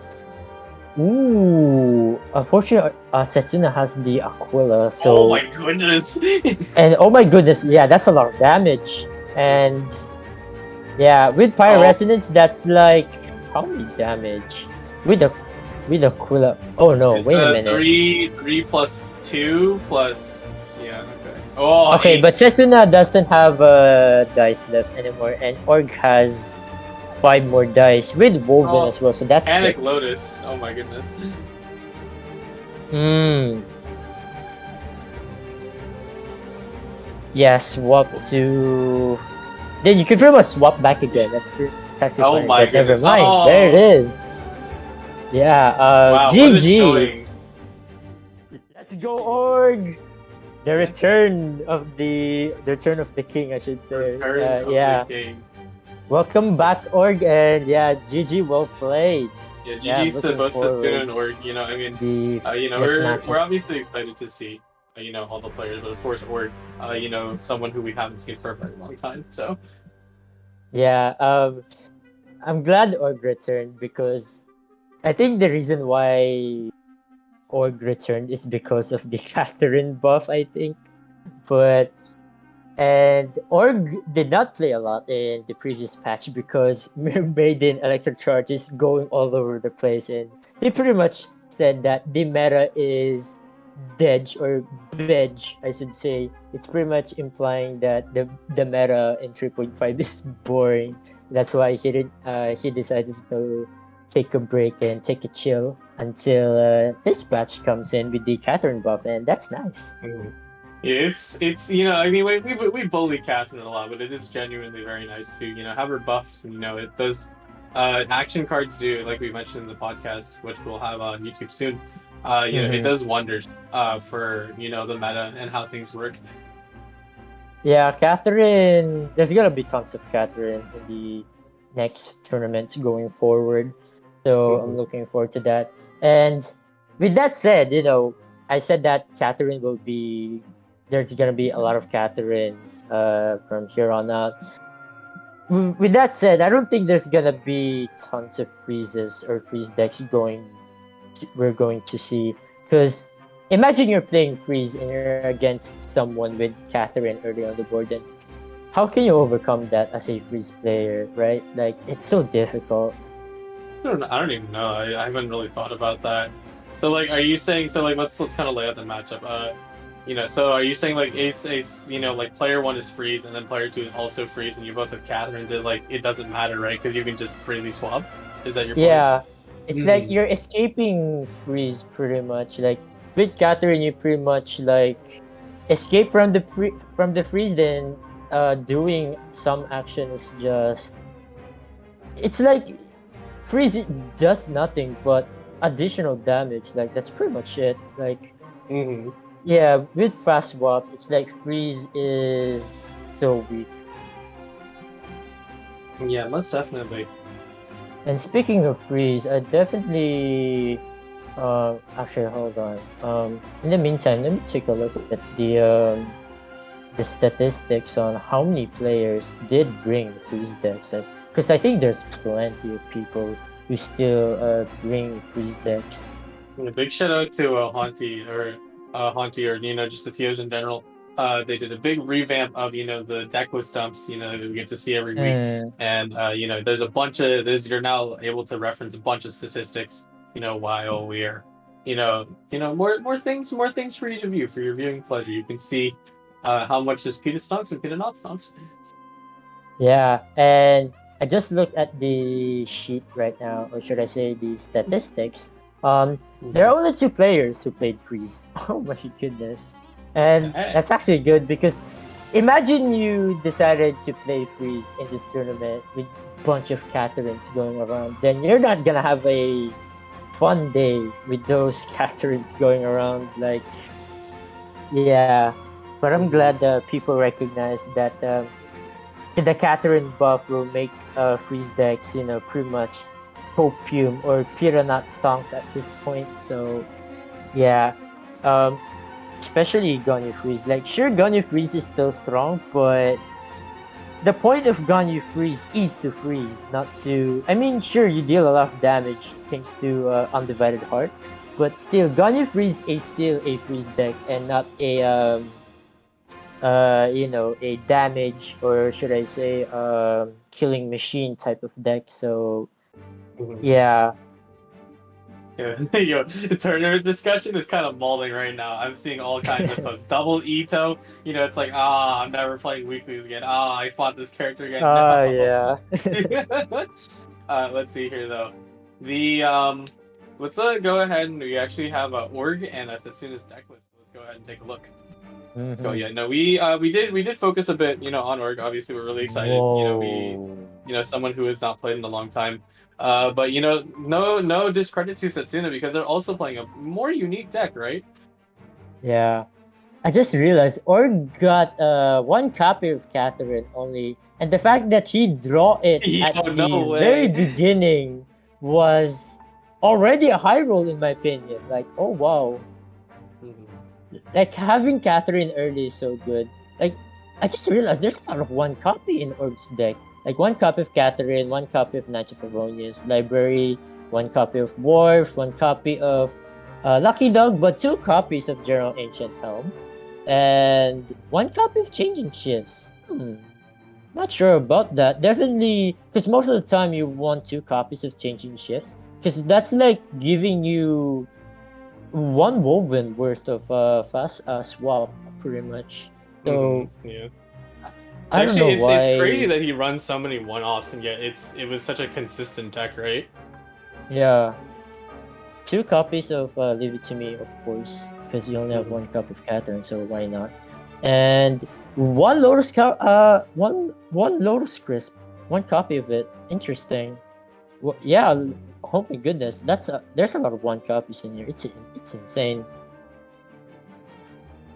So looking at the Setsuna's deck, we have Guardians of course. Yeah, Guardians of plus. Dude, why are we seeing a lot of Lament or Guardians of? They're tired of FPC, bro. They saw Duck absolutely styling you a little bit. They're like, okay, yeah. Yeah, I don't know. It's just, you know what? I'm not gonna talk bad about it. It's just, you know what? Fine. If it's one copy, sure, it's not gonna hurt much anyway. But yeah, no, it's whatever. The option is there. So yeah. You can look at, kind of the things that Setsuna, was trying to plan on playing. There's Aquila in the deck, which was, I don't think they got to play, right? I think Setsuna got Aquila on Bennett, right? I think it was like towards the very end because I remember final turn they had Tenacity Helmet and Aquila. Aquila on Bennett pretty much implies that Setsuna is going for endgame Bennett stall, and it's like once Fischl and Klee got eliminated pretty early, then Setsuna can go for Bennett as a endgame staller, kind of like Noel in a sense, but yeah, because in the early game you pretty much you want swap back and forth between Fischl and Klee. Because once Fischl Klee's burst got out, then you pretty much want to apply as much as Electro with Fischl. So, yeah. I think it's incredible to me, like how specifically Kaya is able to kind of tank through Klee's damage. I think it's his babysitting certification of approval from the lore. But it's usually Klee's burst is very devastating, right? You don't even want to move whenever that happens. Like when Klee got burst out, you pretty much have to adapt some situations with it. Like Klee's burst is low, and as well you can pretty much adapt somehow, like how to deal with it. And Org definitely deal Klee's burst with just constant healing with Kaya, thanks to Kaya's talent and Lucky Dog. And we see Setsuna with one copy of Catherine as well. I think that's pretty much the standard, like one copy Catherine and then two copies of Leave It To Me. I think we're gonna see a lot of that. Why is that the case? Because for me, I thought that you would want to run double Catherine instead of and no Leave It To Me's. I think Leave It To Me is because Leave It To Me overall is pretty good. Like for zero cost for a fast swap is as good as Changing Shift, I guess. But yeah, Leave It To Me is like a emergency card, for swapping out freeze, or you can pretty much use Leave It To Me for offensive or defensive situation. Like for offensive, let's say you can pretty much use leave it to me onto someone, then use calcs and then go for burst, and that you can pretty much eliminate someone with it. Hmm. And for defensive, you can pretty much use leave it to me for exiting out with from the freeze. But yeah, leave it to me is like pretty pretty nice. Like it's pretty much a must, if I must say. Yeah. Like two Catherine, sure, for consistency, but I think having one is fine. Just pray that you get it early so that you I can think high I'm roll too with it. burned from like getting inconsistent card draws that I'm like, oh, I gotta run two Catherine. Screw this. Yeah, and once you get Catherine very early, just like Org, like you can pretty much use the other leave it to me as to either you uh tune it to the dice that you need, or you use leave it to me to get to end turn and get priority next round. Because double fast swap in a single round is actually pretty nice sometimes in some situations. Yeah. I think we're good with the deck list review, though. I think we just had two runs, so I think we might take a bit of a break. While we're waiting for the next incoming matches. I think we have something cool coming for the next few. But Mhm. this players are still playing it out. It looks like Flaw is still playing. I think we know why. Yeah, like with Barbara, oh my goodness. Yeah, I would but we not be will see. surprised if Lag is gonna take this one because the amount of damage and healing is actually well balanced, if I do say so myself. But Mhm. yeah, But I think yeah, we'll take our leave and we'll see you for round four. See ya. see you.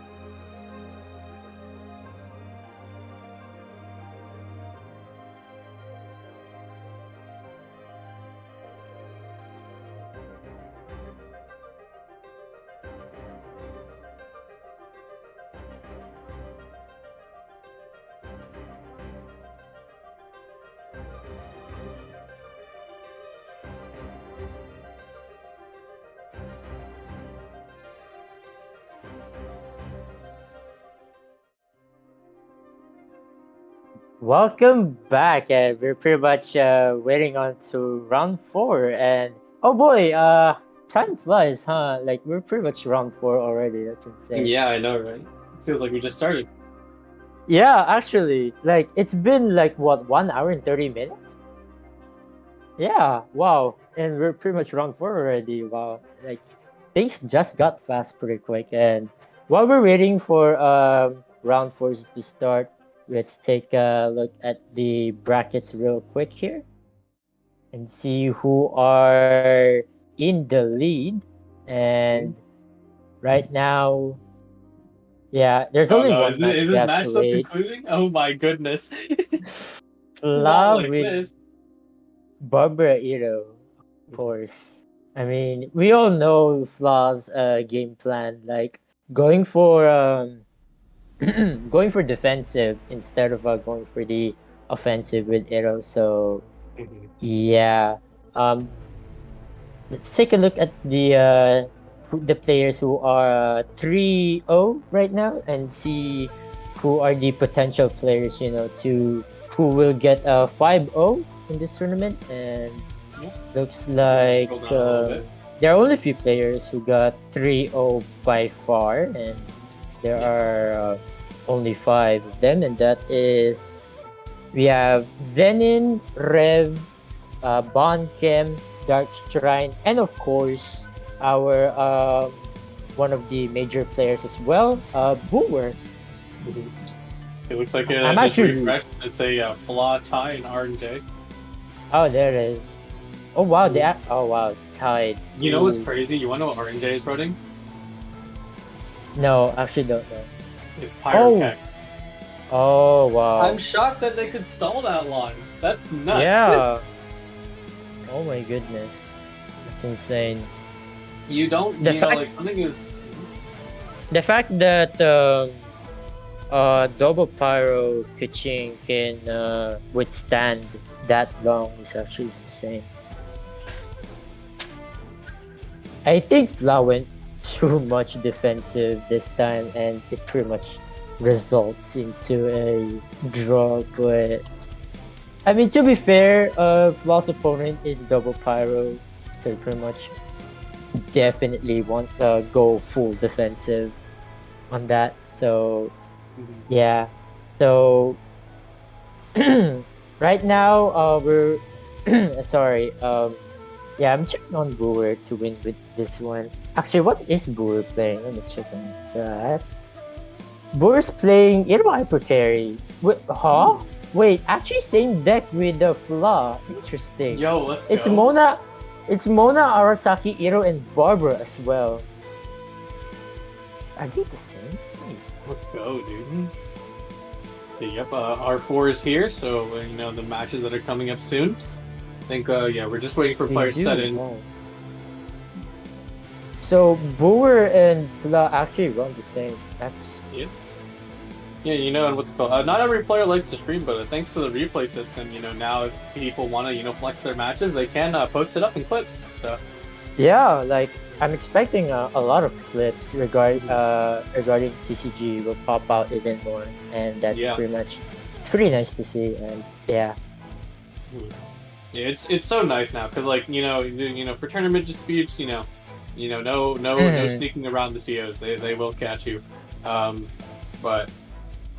Yeah, just in general, the ability to, you know, the whole replay system, being able to review your own games for your own self, and then just like being able to post it too. Not directly, of course. You need to use a secondary software to you know record it, but you know it's still a good thing regardless. yeah, pretty nice addition, and pretty much a nice step moving forward. And hopefully with the replay system, already implemented, hopefully we get to have a spectator Yeah, spectator mode. mode's great for people who don't have POVs that are easily watchable. You know, maybe they don't have a great phone, great computer, etc. Yeah, like having spectating live mid match is gonna be a nice addition. So for you verse, if you're listening, hopefully we get to have spectating mode pretty much, and not just replay, of course. But here we are. We have Boncam versus Zenin. The two of Mhm. them currently are 3-0, and Yeah. of course, there's only one winner, and the other has to lose. So we'll see who is who, and Mhm. double pyro Yeah, double pyro in list both across the decks. board. Yeah, with Ayato on, I'm guessing Zenin's side if I'm not mistaken, Yeah, looking and like we it. have double pyro Kaching. I Wow, think there's a lot of double actually pyro Kaching today. It's insane. we're not on Zenith side. We're actually on the Bunken side. Hopefully, I'm Okay, pronouncing that there. right. All right, turn one jungling. Starts on Shangling. I'm expecting Bon Kim will build burst on Shangling. So Mhm. Shangling, but then again, Zenon might have fast swap into Pyro Resonance, and that will eliminate Shangling Yeah, so early. So I think that's some insight. Why do you think they started on Kaching? Do you think they want turn one Stiletto into Overload? yeah, okay.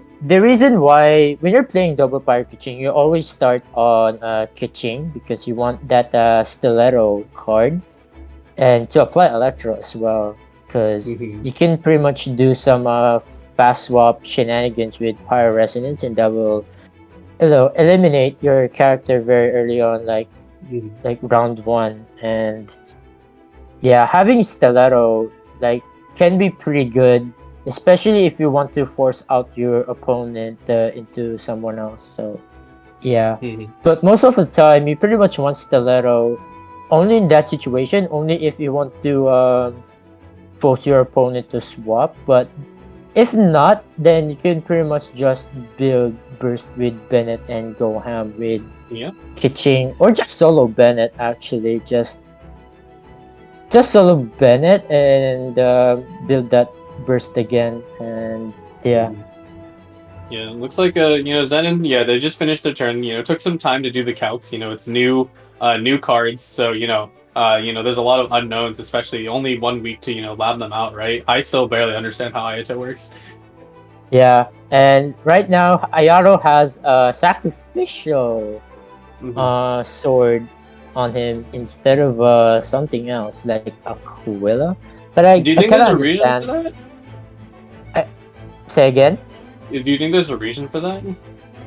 I think Bon Kim wants to get that refund on skill just to get more value on normal attack. Mm-hmm. So Yeah. it's like, yeah, more I guess more dice to potentially normal attack, I guess. Mm-hmm. Like with, I think with sacrificial sword, like especially if you have 8 dice, right? You can go for skill then normal attack twice, and that's like eight eight dice total. Mm-hmm. And you pretty much don't need some ramp, I guess, to for that to happen. But yeah, Tune to I Pyro think it's pretty Resonance. nice. Do you that I don't know how Wait, I feel what? about they Actually, tuned Pyro Resonance. okay, that is bold actually. Like Yeah, it's what? incredibly bold, especially with two gamblers in hand. You really only need one. Yeah, yeah, huh? Not sure why though, but all right. Well, maybe they're feeling saucy. This is one of the things Bennett. This is his last burst because I think, or actually no, because Agent has no dice, so they can't finish him off this turn. Yeah. So Zenin got Bennett talent card, so that's nice. Because especially with against double power where they deal a lot of damage. So the additional damage from the Bennett talent card, even if your HP or even if Zenin's character got low, then yeah, the additional damage is still there. It's pretty much guaranteeing that the +2 damage is always there, and yeah, that's very threatening. I think only some small optimization. I think Banken should have used their gamblers while they had one dice left, right? So, rolling for it. Not looking great. Let's see if we get better. Mm-hmm. Nah. Yeah, it's Alright, I guess like 4 usable dice. It's not bad, but I think Bondcam has Liben. Oh no, never mind. But to strategize though, You know, you can go Noah. for double strategize this turn, but ooh, okay, there it is. Okay, decides to go for burst, resulting total knockout for Bennett here, and with the gamblers as well. Ooh.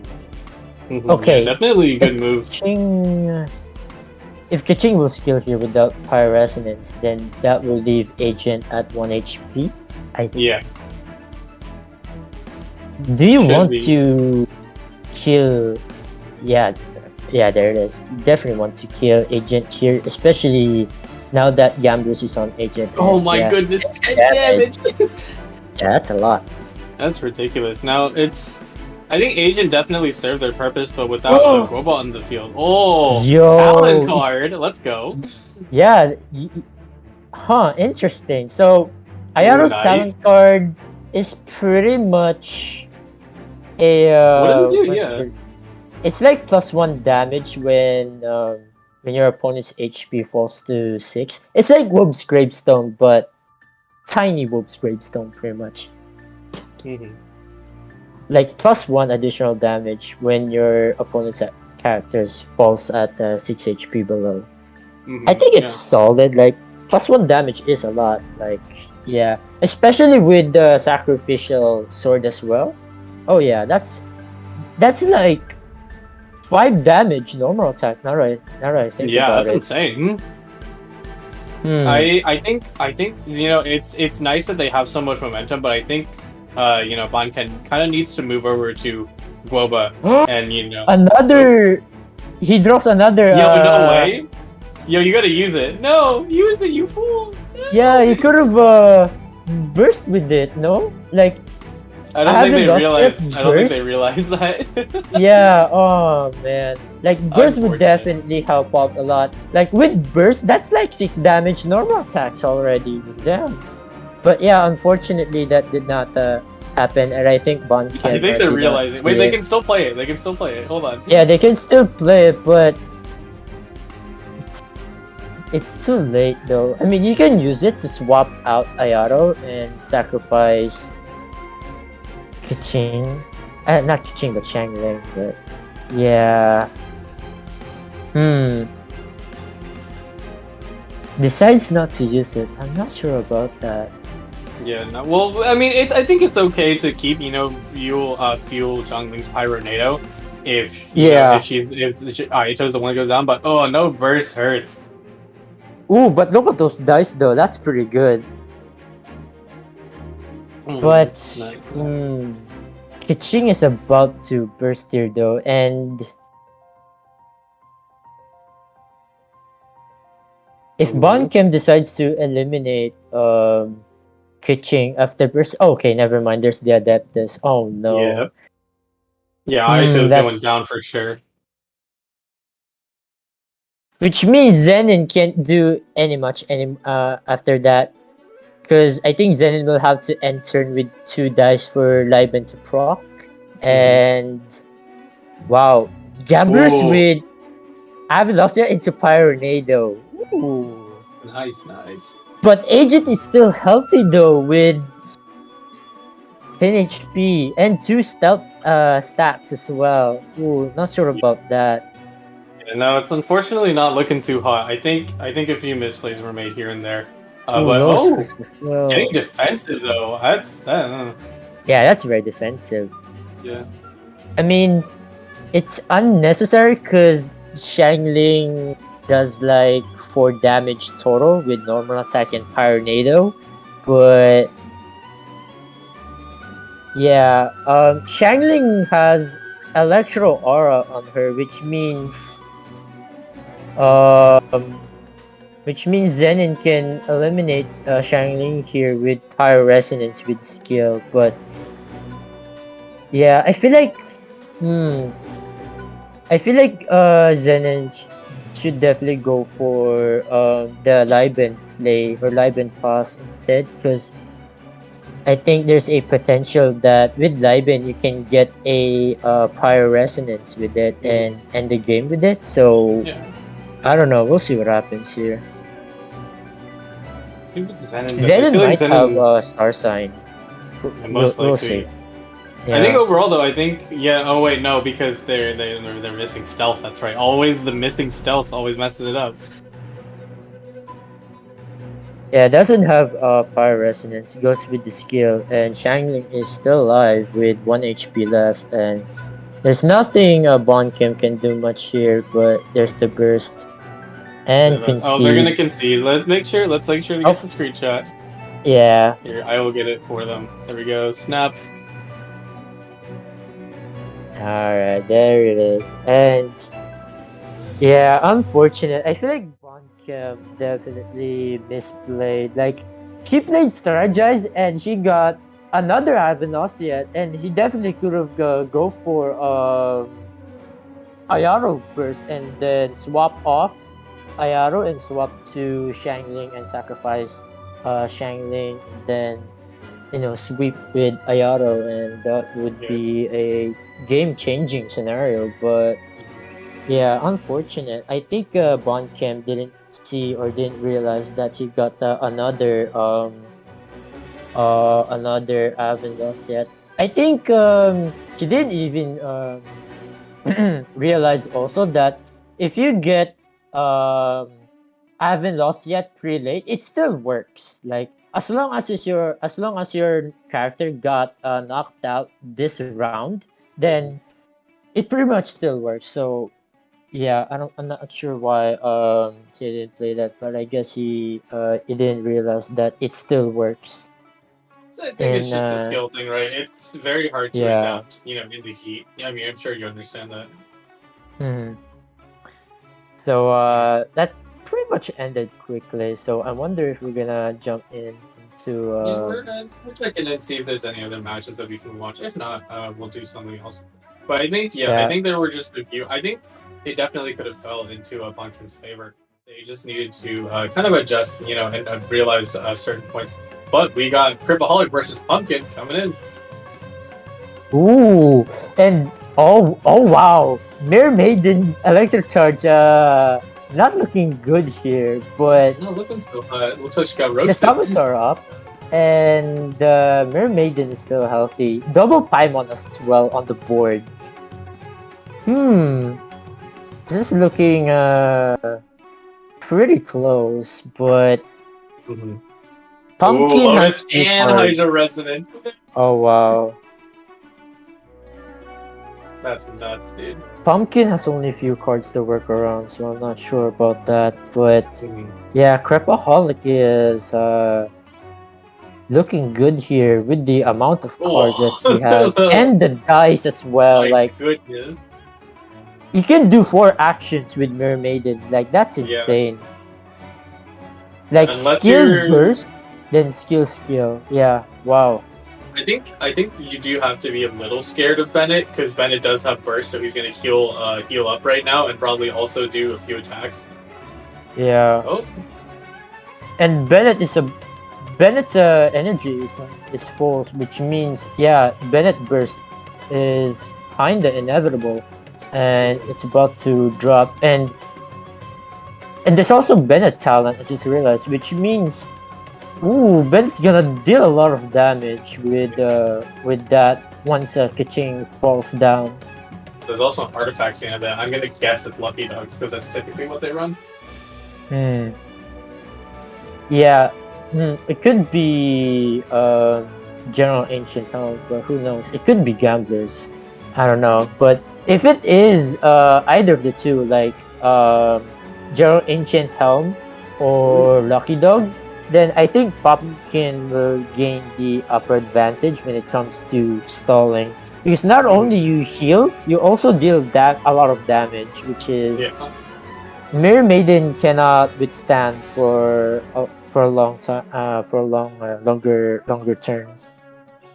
Yeah. So unfortunately, it turns out it is all 100% offense. It is a gambler set on them.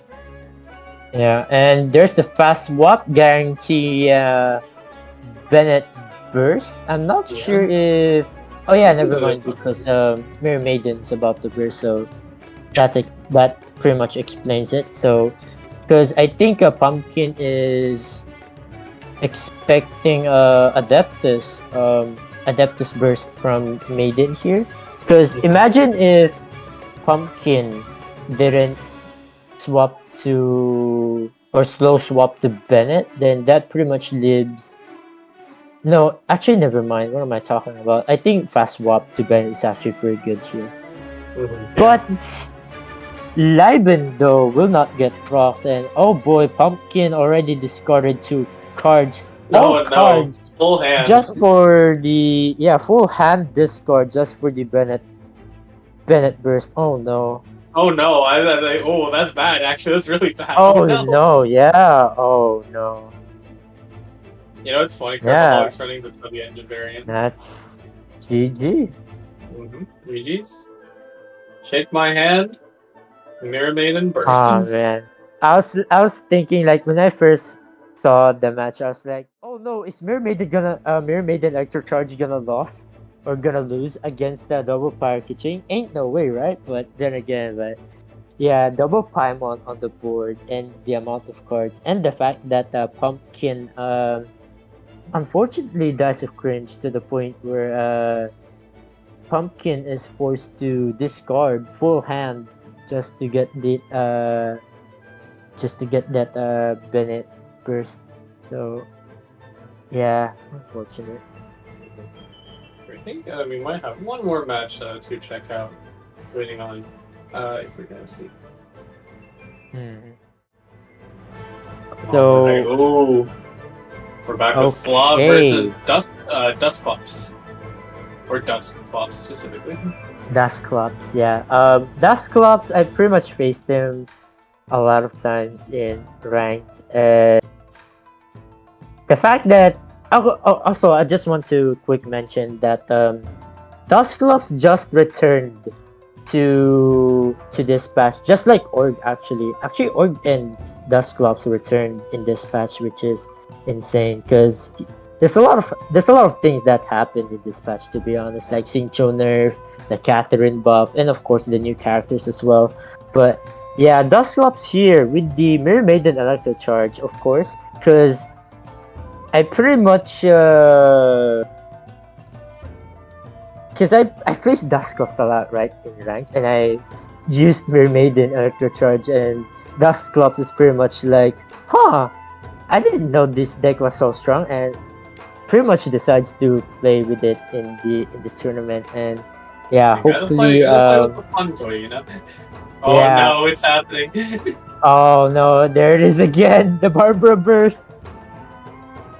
8 value, that's not bad, but Dusclops is still looking pretty healthy though, and Mona and Floss Mona already got knocked out. Oh no, I'm not sure about this. We'll see what round number it is, but I think it looks like Dusclops just started the game. Yeah, like, oh my goodness, I feel like Dusclops like runs a lot of healing. Actually, let me check at their deck list right now, because it's so weird to see that their Mermaid and Electro Charge are so healthy still. Like, it's insane. So what do you think, like, Dusclops, obviously, it's Mirror Maiden, Electro Charge, they're gonna do what they do. What do you think Flaw's win condition is? Do you think, god. Like, they need to, like, frontline Itto burst or something? Sorry, say again? Dude, what do you think Flaw's win condition is to kind of get out of this situation? I feel like Flaw has to go for definitely build that Itto burst with the so Itto is at max stack, so I think his best bet here is to just heal stall a little bit, then once that happens you just kill and go for ham with burst with Liben about to proc next round. I don't know, I feel like Itto will take a lot of damage here though with those summons. Like, I don't know if Itto will live that long if Itto goes for burst, because I feel like Itto will definitely, or Fla will definitely go for Adeptus burst maybe. Okay, there's the Wolf's Gravestone, so that's good. With Wolf's Gravestone, you pretty much don't need Adeptus Temptation, but I don't know. Yeah. You could also not use go that. for burst, like rather go for skill normal attack, just like the matches a while ago. Like skill equip Wolf's Gravestone on Itto and just normal attack until your opponent goes down to 6 and just sweep. Just sweep. Oh, Yeah. the WGS, bro. Oh boy. I actually want to talk about the Dusclops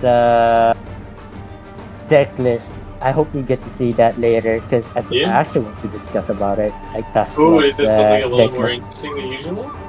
Yeah, it's actually very interesting deck list. Like it's pretty much worth discussing to this until actually. Yeah.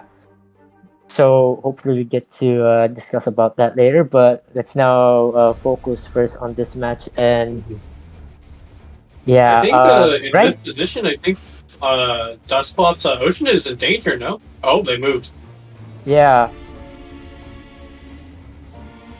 Like with normal attack, like the +1 additional damage and the +3 from Wolf's Gravestone, that would definitely knock out Oceanid, so that's why Dusclops decides to go for Timur Maiden. And potentially can go for skill into burst. And I think that's the play here. Yeah, they're probably going to do that. No, So hopefully Fla has Flaw to go recognizes for immediate Hydro Resonance now, and what's the best call here? Probably, yeah, Hydro Resonance and Favonius Cathedral pass, I think. that. Yeah, most likely. Unless, do you think there's a lethal? Mirror Maiden does 5 +1 because of the debuff, and I think, yeah, they'll be okay. Oh, they might sacrifice Barbara. That's not good. Oh no, but they check him. They're like, no, I don't think you have enough dice for it. Jade Chamber, that's nice. I mean, Jade Chamber pretty much guarantees you 2 Hydro dice next round, and you pretty much save yourself from dice of cringe. Like most of the time, people would prefer Favonius Library instead of Jade Chamber, but yeah, I don't know, but Jade Chamber pretty much guarantees you the dice needed. Like I think Jade Chambers. Oh whoa, they roll away Hydro. Interesting. Oh wait, no, it's Fla. Yeah. Never mind. Oh wait, no, And it is. okay, Fla here. Wow, got perfect dice actually. Like all Geo, all usable dice for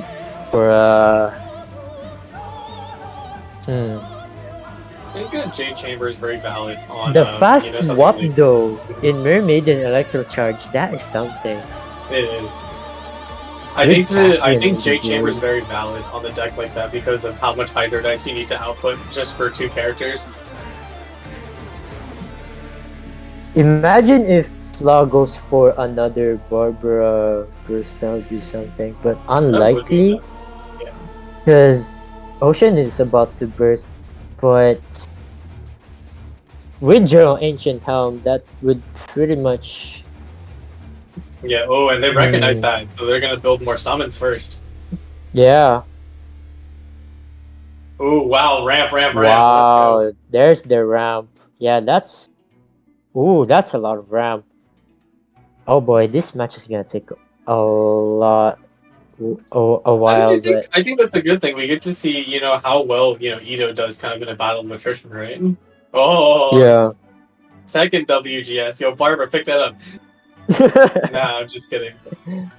Okay, what if there was a WGS but for every weapon type? Oh man, that would be something actually. Like, Everyone's gonna run it, that's for sure. Especially almost for perfect super dice. offensive. Yeah, almost. 2 Electro, that's unfortunate, but can be saved from bestest companion, but yeah, I'm actually with the with Calc's art. I think Fla can go for another Barber Burst here. Oh my goodness, just Barbara burst all day. Yeah, they might need it though, Yeah, considering officials coming down with the EC zap zap. and now Dusclops can pretty much fast swap thanks to Catherine into Burst, and that's like 8 damage, and that's a lot. Yeah. They have to think about it. They're like, I could, there's Itto burst plus Adeptus. There's, switch to Barbara, like you said, heal. Like, there's a lot of options here. There's no need to rush Barber Burst, honestly, because your characters are pretty much looking healthy at this point, and I think it's time for Flaw to go for offensive here with Burst. But of course, Flaw is going for defensive, right? We pretty much know it from the start. And okay, that is spicy. Defensive was a good call. That's dangerous. Yeah, that is dangerous, and you can definitely go for. Ooh, this is a swap back to Itto. I think okay. I feel like Fla can go for sweep here. Oh yeah, they're going for it. Oni coming through. Yeah. Slammer unofficial, and then I think one normal attack will seal the deal for her. Yep. Yeah. Oh my goodness, 8 damage. Yeah, thanks to Wolf's Gravestone. That's a lot. And swaps to Mirror Maiden, and can definitely go for. Ooh, I don't know. I think I think with such little cards in hand, I think it's this is the time. You're right. Go on the offensive. No need to ramp or pass over. I feel like Fla has to ramp, because if Fla attacks here, then the Favonius Cathedral will kill Mirror Maiden, and that's not good, honestly. That's fair, yeah. But decides to go for it. That's fine. You pretty much want that's still even with the Favonius Cathedral, that will heal Mirror Maiden to 6, and that is still in the killing range for Wolf's Gravestone. So the thing is, Dusclops ends the turn first, which means the summons will go first, and Fla has to use the Woven to switch to Barbara, sacrifice Barbara with those summons, and get the healings with the Favonius Cathedral and the Barbara summon. So that's like 9 HP on Itto next round. And I think Barbara's Dunzo, yeah? Yeah. Itto will get a total of 10 HP. That's 8 HP plus 2 thanks to the General Ancient Helm. And it is the last card. Luckily, Fla here still has Paimon up, which means Fla can do crazy actions here with those dice. And ooh, Dice of Cringe. But luckily, Fla has Favonius Library here. So, did not. I think but luckily, they're still bested, so that's nice. And there's a lot of cards you can discard here. Like you can discard the Leave It to Me, Wolf's Gravestone. Hell, I don't think. Oh, that hurts a lot though. Oh no. Do you have any healing left, Fla? Oh no, this is looking pretty bad. Yeah, this is pretty tough. They gotta play just right if they want to make it. Yeah. Are they going for the Ushi defense? That's not enough. Like, Mirror Maiden skill does 3, and with Ushi, that's like 1 additional shield. That's like total of 3, and that is not enough. I feel like Fla should definitely. I'm kind of curious why Fla didn't go for Strategize. Like, I feel like with Strategize, there's a chance that Fla might. They ran out of cards. Yeah, unfortunate though, but yeah, Dusclops taking that win with Mermaiden Electric Charge with an interesting deck list, by the way. Like, Mhm. I don't want to spoil it yet. I think you're about to see the deck list here in a minute Yeah. if we don't have another other matches I think going on right now. I think specifically, yeah. Well, I think that was the Okay, last match we had to look at. So I think main. specifically, you wanted to look at Dust Buffs and Flawless Deck because we didn't get to review that last time anyway. So we'll take a look at it. Um, it's funny, So for tournaments, right, you have the round timer reminders. And yeah, I think that was the last match for round four, right? So we're almost about to dive into round. Yeah, pretty much. It's cool. The in terms of round timers, they sent out the reminder, and Flaw is the only person to react. They said, "Oh no, I'm running out of time."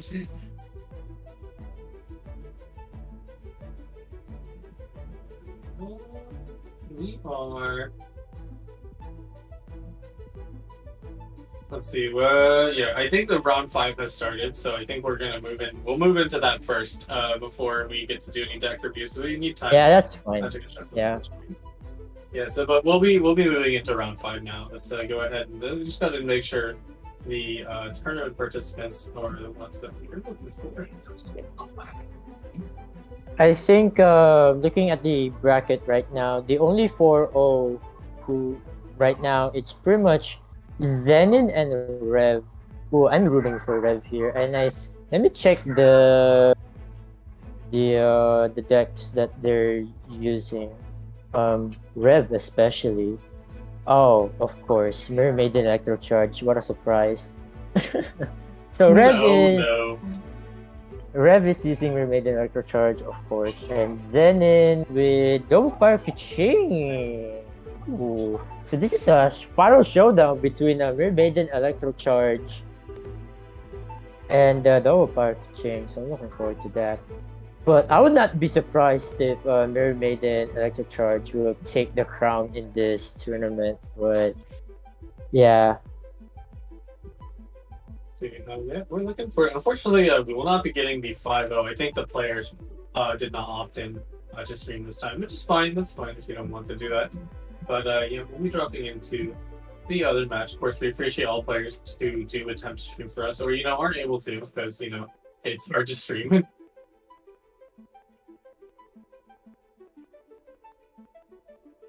So in the meantime, just waiting for incoming. Too bad. So we got to see Ayato, Itto. No Tignari today though. Most likely, let's see. Let me actually look. Who is running Tignari today? Let's see, 1, 2, 3, 4. Okay, yeah. yeah. I just realized we didn't get to see a lot of Tainari in this tournament. Yeah. Only four people running Tignari, and then only one person who has ever actually streamed for us. So yeah, pretty low chances to get it, unfortunately. But hey, if I'm feeling motivated, I might enter America. So Yeah, I hopefully we get to cast the final match. I think we can, right? we will. It is coming up. They just need to slide in. But what's it called? I think I think we might enter America alongside you for fun. Yeah, I'm actually looking forward to the America weekly next. Like, imagine me versus SI. Like that would be the battle of the major winners from the two different regions. Indeed. All right, we got Dottier versus Jack Cat. All right, Dot here. My dude. Every time I remember Dot here, like there's the the the death penalty match with in the majors was something else. And, oh boy. That was the one. Was that the one where you took like an hour and 20 minutes? Yeah. Oh my goodness. Oh my goodness. So, okay, who's playing Gunny Freeze? I wanna know. I want to know. True. I believe the person playing Ganyu Freeze is Jap Knight because we have Dotier's POV on deck.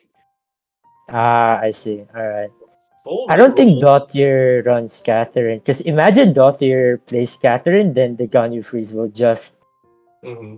will just suffer with those fast swaps and yeah, especially in double pyro. Oh my goodness, like that would make sniping Ganyu much more easier.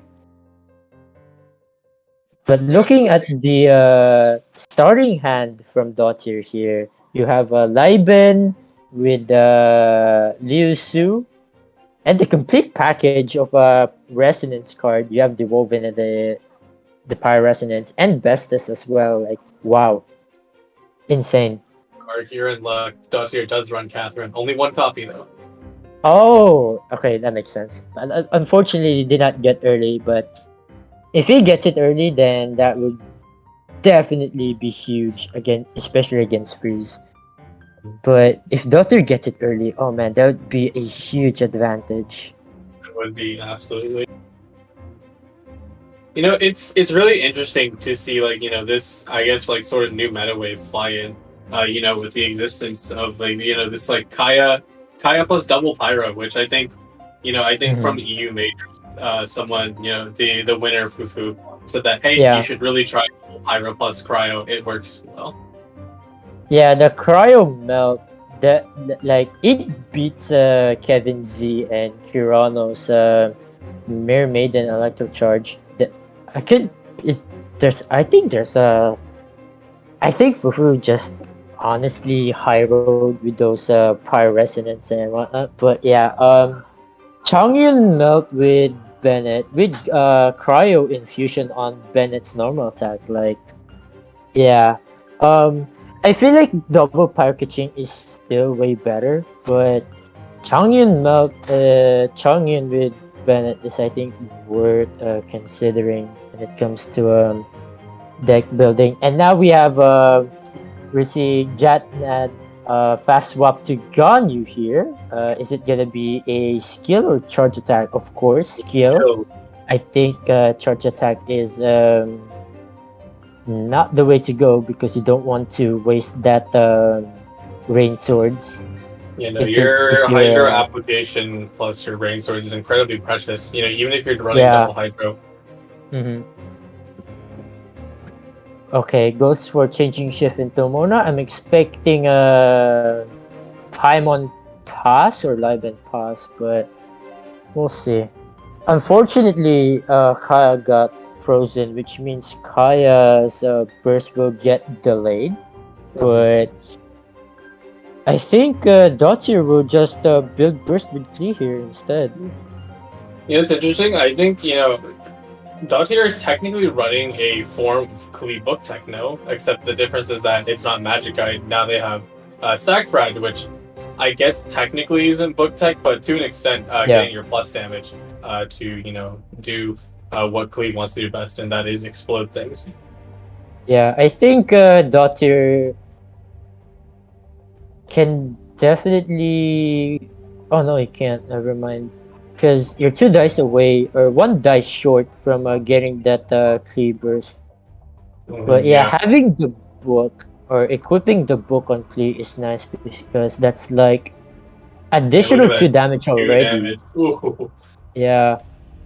Oh wait, Oh never wow, they mind. did get it. Yeah. Oh, interesting. So yeah, that's nice. That's 3 additional damage thanks to the sacrificial fragments. That's a lot of Always gotta value. remember, Klee had it way too nice with her charge attacks. Yeah, wow, that's insane. Actually, I mean, Mm, okay. I think Klee does have it too nice for their charge attack mechanic, but at the same time, Catalyst by default only do 1 damage, right? So Tagnari yeah. not having said charge attack mechanic the same way is fine because he does 2 damage per hit if he wants to, which would be probably not fair, right? Mm.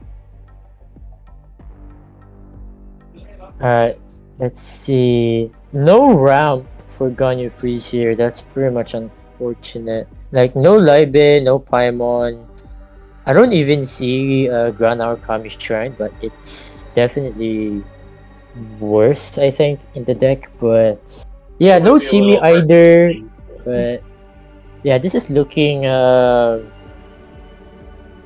pretty bad for Jetnad here, because Mm.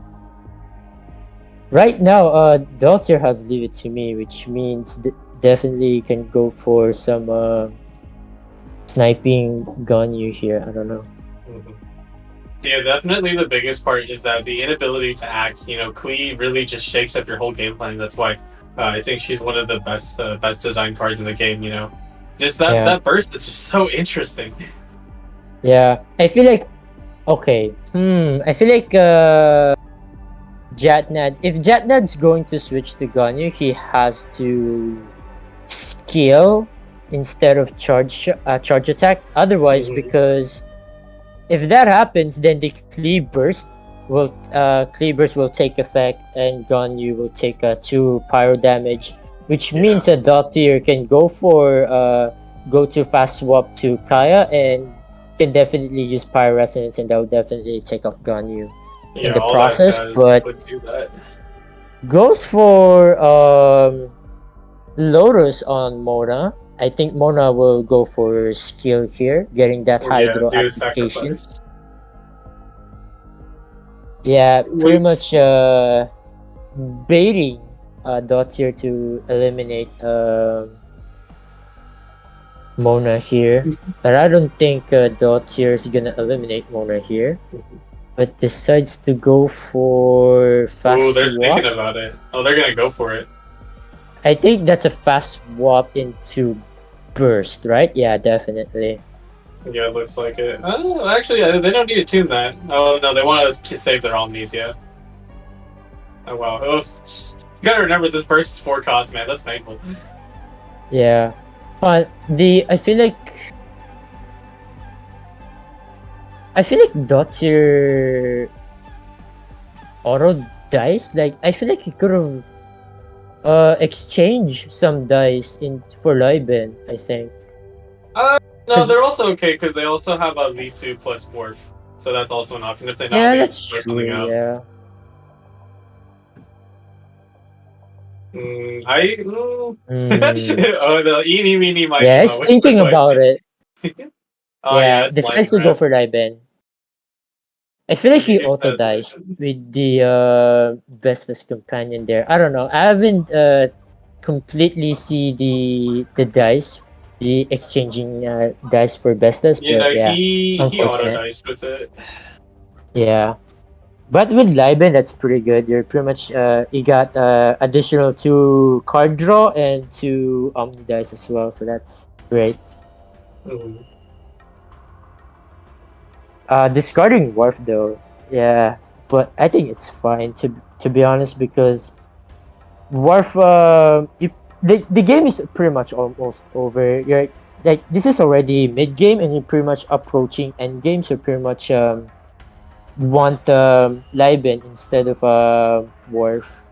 And interesting to see here, Dottir has Timmy, and a lot of people don't bring Timmy.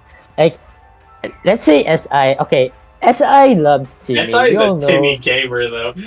Yeah, true. He loves Timmy and he hates Worf. Mhm. Like, that's the interesting part about it. Just like how I hate Toss Up and I don't bring Toss Up. Yeah, there are actually some people, having personal takes about Yeah. deck building. It's like don't run 2 Toss Up. Sometimes like 2 best test is already enough. So and then there's people who want Timmy instead of Worf, and yeah. Oh, And the we freeze coming have down though.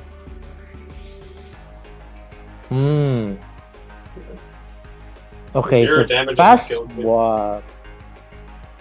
Okay, no fast swap, never mind. No No fast swap, no Catherine Catherine. though, unfortunate. Yeah, really unfortunate. It's only 1 copy, so it makes sense. It might Yeah, be that's why I bottom get scared deck. of not running double Catherine. I'm just like, well, if you're gonna use this card, you might as well go all in. Yeah, if you don't get Catherine very early, then it is what it is. But if you do get Catherine early, then that's pretty much good. But Ooh, the yeah, icicle came down on Ganyu, and now she's down to 6 HP. She hasn't Yeah. spent a single rain sword, bro. I just realized, yeah, it's true. I think Jetnat No has to room to go see it. for charge attack right now, like actually. Like Yeah. freezing agent. But here's the thing. Even if you charge shot and freeze agent in the process, Daughter still has 10 dice to work with, and if that happens, then the additional damage value thanks to sacrificial fragments, it's like that's like 3 damage. Oh yeah, there it is, the charge shot, and now Daughter will go to Klee and go ham with Klee, and that I think Daughter can end with it Most with likely, Klee they alone. drop. There, here comes the icicle. Drop to 4. And then Pyro. Oh, yeah, this is looking pretty bad for Jetnat here. Chat, that's like, You just ow. need, yeah, Oh, it didn't even skill. flex on Wow, 6 damage. Oh my goodness. And now you can just go for, yeah, Come Pyro on, do the Resonance flex. into skill. Yeah, yeah. Drop Timmy. Come on. Come on. Ah. Ah. All right, GG's. GG's, yeah. Congrats to Daughter taking that W. And Very, yeah, very clear dude, W as well. Ganyu Freeze and Freeze decks overall is just not the way to go, man. Like, I don't know, like, Freeze decks, it's just not worth to play it anymore. Especially with Catherine's going around, like, one copy Catherine's all over everyone's deck. It's just insane, which makes freeze decks copium to play. Like, oh my goodness, I don't think we get to see a lot of freeze decks to play in this patch 100%. While of course Mirror Maiden Electrocharge will completely still take that dominance in this Do you even tournament. think it was that strong of a core for freeze that as a result the play rate just goes down so hard? Yeah. I find that really interesting. Like, you know, like with that single nerf, freeze now becomes slightly free plus Catherine, obviously, but like that makes freeze so much more less appealing. That's interesting to me. There are 16 Catherine cards in this tournament, by the way, and that's not 16 players. That's like 16 total cards in this tournament. So Okay. that's a lot. One picture of Tagnari. Let's go.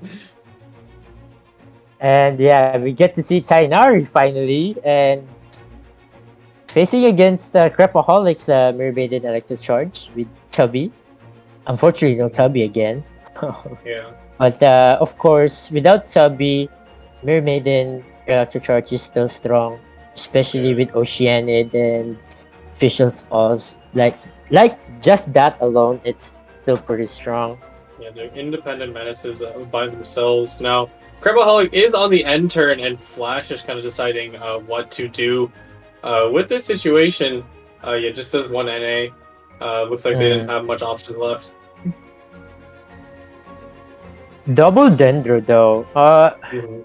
Here's the thing. I prefer Tainari on double Electro because Tainari already applies a lot of Dendro, so you pretty much want him in with Kuching. Like if you pair it with Kuching, then that's pretty nice. But I don't know. Probably Chicken might somehow win this. Who knows? Yeah. But you know what's interesting? I think they messed up. I think they did the thing that everyone else does. They tried to charge shot and then they messed up their dice count. Yeah. Oh no. But looking at Crepaholic's hand here, oh my, nice. NRE! NRE, hey yo. Hey yo, I did not expect that actually. NRE, that's insane. Like NRE with Tubby in a Mirror Maiden, that's Mirror Maiden Electrocharge, that's something. This is pretty much what Crepaholic's deck list runs in the 3.5, not 3.5, but in 3.4 majors as well. It's pretty much all that way though. Yeah, that's a cringe. Oh no. But now all Crepaholic needs is just discard everything and go for burst. Yeah, pretty But the much. Flash has like let's say some form of feeling like Lotus Crisp. Then I think yeah, there it Oh yeah, is. they got another Lotus Crystal. But is it is it enough? I feel like Crapaholic can enter here with just Favonius Cathedral for Oceanid A Lucky Dog's and also then what? potential. Yeah. Lucky Dog? But Yeah. Oceanid has already an artifact, which I think that's an I don't know what artifact that is. Is It that has to be Lucky Dog, unless it's an Ancient Helm. That's insane. oh yeah.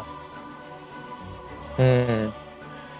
Swaps to Oceanid. I think that's a good call. You want to go for or end turn with Favonius Cathedral to sustain Oceanid and get those summons going for next round and support for Mermaiden. But yeah, I feel like Crapaholic definitely got this. Like with Favonius Cathedral and Lucky Dog on Oceanid, that's pretty much unstoppable. Especially if you get to spawn George as well, Yeah, aka the absolutely. Frog. Then yeah, that's an unbreakable situation for Crapaholic here. Mm-hmm. Flash really thinking about what they can kind of do here. Maybe they have, like some sort of energy charge. Just gonna go for a standard skill.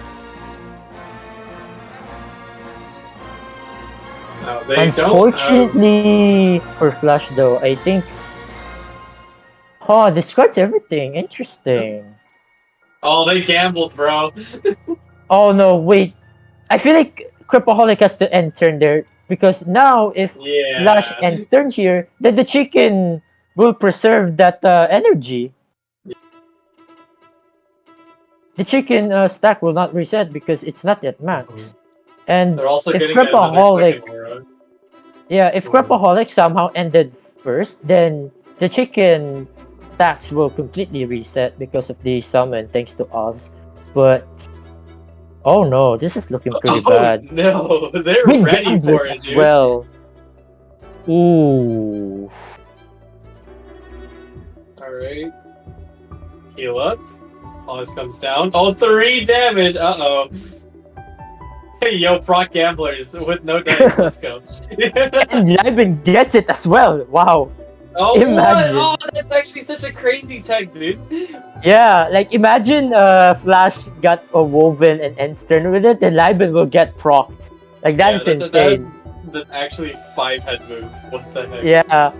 But oh man, imagine though. Like imagine Flash got extra woven to proc Liben. Oh man, that would be something else. And now, oh no. Oh wait, who goes first? Flash, right? Yeah, Flash goes first. Flash is holding turn prio. No. First, come on, play all the cards in your hand. It's a GG's, That's bro. unfortunate. Yeah, Crapaholic definitely gambled so hard. Like Shake my hand, full stacks damage plus quicken proc. Ain't no way. Like Crapaholic could have won that if Crapaholic could play Favonius Cathedral first and end turn first, because that would prevent chicken burst first of all, and that would reset the chicken's stack. But yeah, unfortunate, and goes for skill, like discard everything just for skill. He has Favonius Cathedral instead, so I don't know why he discarded like everything just for skill. I don't know. I feel like that's too greedy in my opinion. But yeah, it happens, like skill.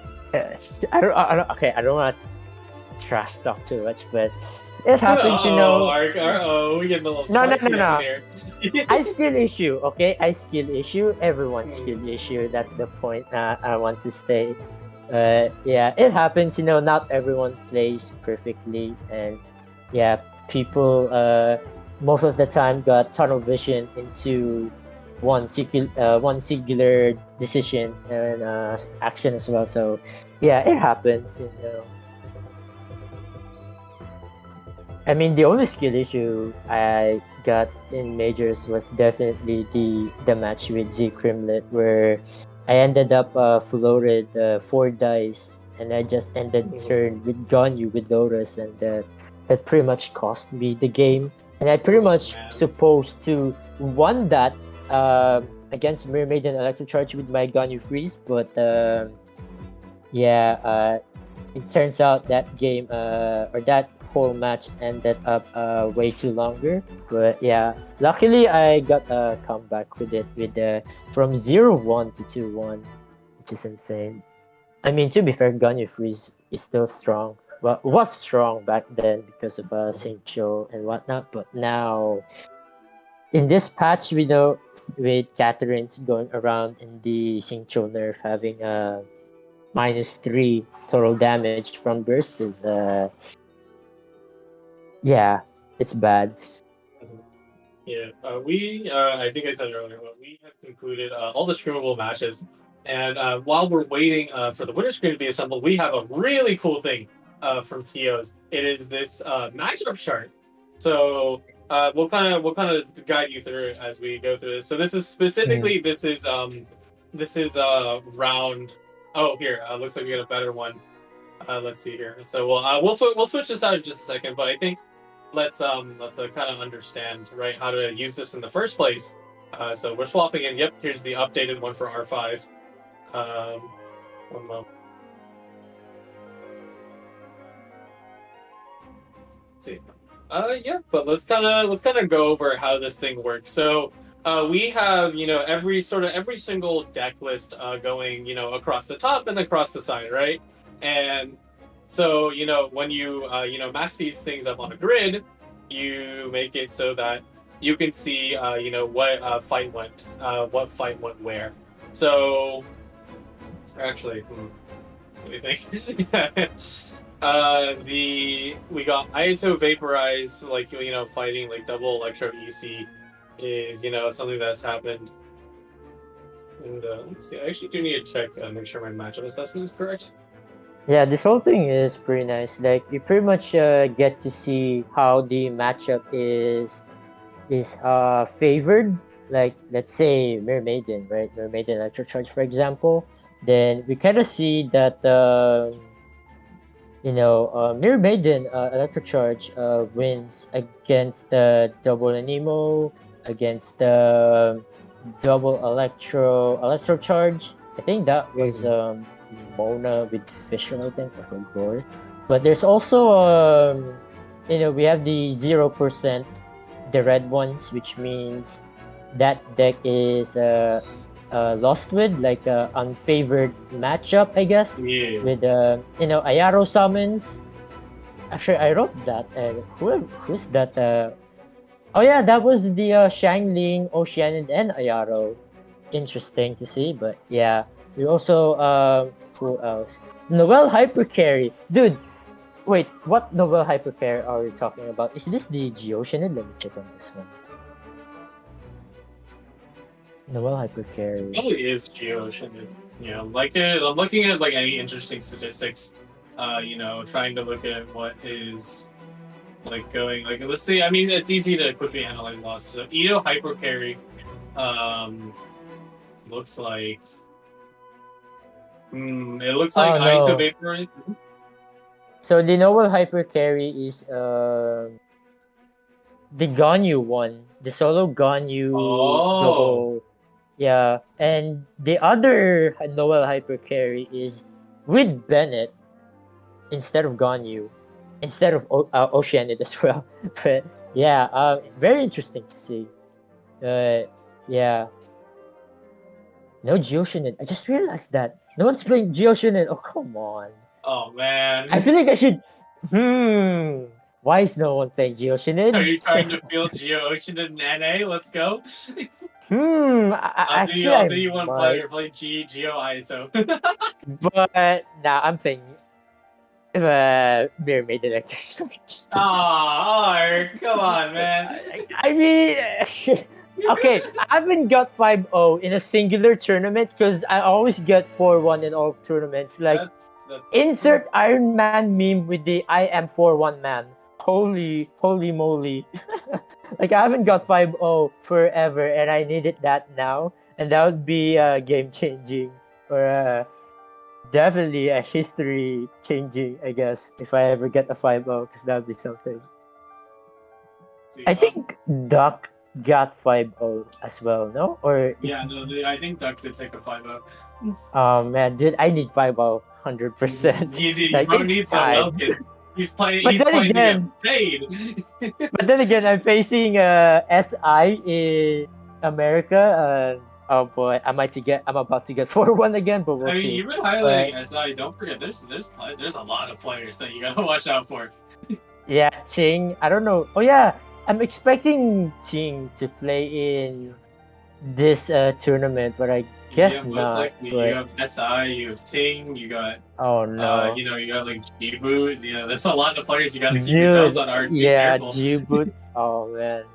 Especially because Jibu right, is the NA cleave vaporized player, you know, which is what Mm. was able to take games off the MVC, shockingly enough. You know, watch out. Yeah. Let's see. Also, the interesting we're looking at here is the, of course, Mermaid and Electrocharge, 80% against the Dor Pyrokiching. Think of for audience clarity. So, like, I think let's if you don't mind, Mark, helping me out with this, let's kind of Yeah, give the of audience course. clarity on how the read fared. So, I mentioned it earlier that so you match it against like Ayato Vaporize. You can see the 100% next to double Electro EC. That's kind of how you reference the matchup. But specifically, if you could explain the black line that goes in between the chart. Yeah, the black line is pretty much the. Wait, I just realized. Yeah. Yeah, the black line is like the. Because it's the same, right? Like if you look Yeah. at the black ones, like they're the same. Of course, unless we get mirror, but I don't think so. But yeah, it doesn't matter honestly, statistically speaking. But yeah, those where the black lines are like.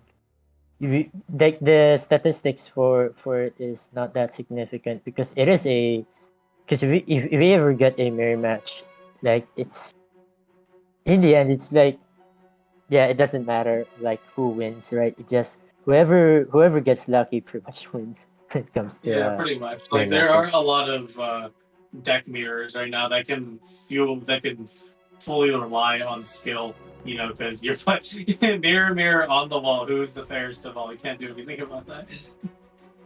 Yeah. See, I think, is there any other notable statistics? I think we'll move on to the winner screen otherwise, because it is ready to go. Yeah.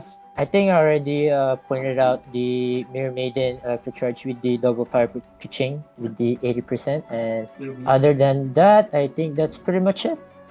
So let's we'll go ahead and slide over to the winner screen. All right, here it is. There it is. Yeah. Rev with Wow. the Wait a minute. 2 5-0s? Actually real? real 5-0. Let's go. Wow. I did not expect that honestly, but yeah, Boomer here running the same list as Fla a while ago with the Itto and Barbara. Wow. I just realized I think the difference between Boomer's list and Fla's list, I think, was the Tubby. I think Fla doesn't have or doesn't run Tubby, I think. Fla is not using Tubby engine, and also. And I just realized Rocky as well also runs the same. Wow. Indeed. Tons of crazy decks out here. So the sauce is actually Itto and Barbara all along. Yo, no way. Modified. Wow. Okay, so originally it's the Diona, Zincho, and Barbara, right? That's called Death Penalty. What do we call this? Death Penalty? You gotta think, something unique though. Death Penalty sticks to Diona because it's for Itto Barbara, we can definitely name it as. I've wonky names. I'm not gonna name it, but if I have a name in my mind right now, it's going to be Itto the Unbreakable deck. I mean, see, I kind of want to go. But yeah, Itto with Barbara, the sauce. Wow. Okay, I kind of want to see match history with Boer, did Boer actually run into Mermaiden Electro Charge? Because I think he definitely faced the Mermaiden Electro Charge along the way with it. But yeah, I kind of wonder how what would the match would be with Itto Barbara against the Mermaiden Electro Charge. Like that'd be something. I mean, it's kind of like death penalty all over again, but yeah, pretty interesting to see. I mean, to be fair and to be honest, like Itto burst is very threatening. Like the stall you get from Barbara and of course with the Favonius Cathedral and Wangshu in, like the amount of healing is already enough. Like all you need, all I mean, the concern left is pretty much the damage, and the damage can pretty much can come in with the arrow with his normal attacks and with Gravestone. So yeah, this is like Geoshinid all over again, but with Barbara and Arrow. Well, Which it's is funny because you can't interesting. even call it like Geoshinid because like it's using Yeah, double Hydra instead of double Geo.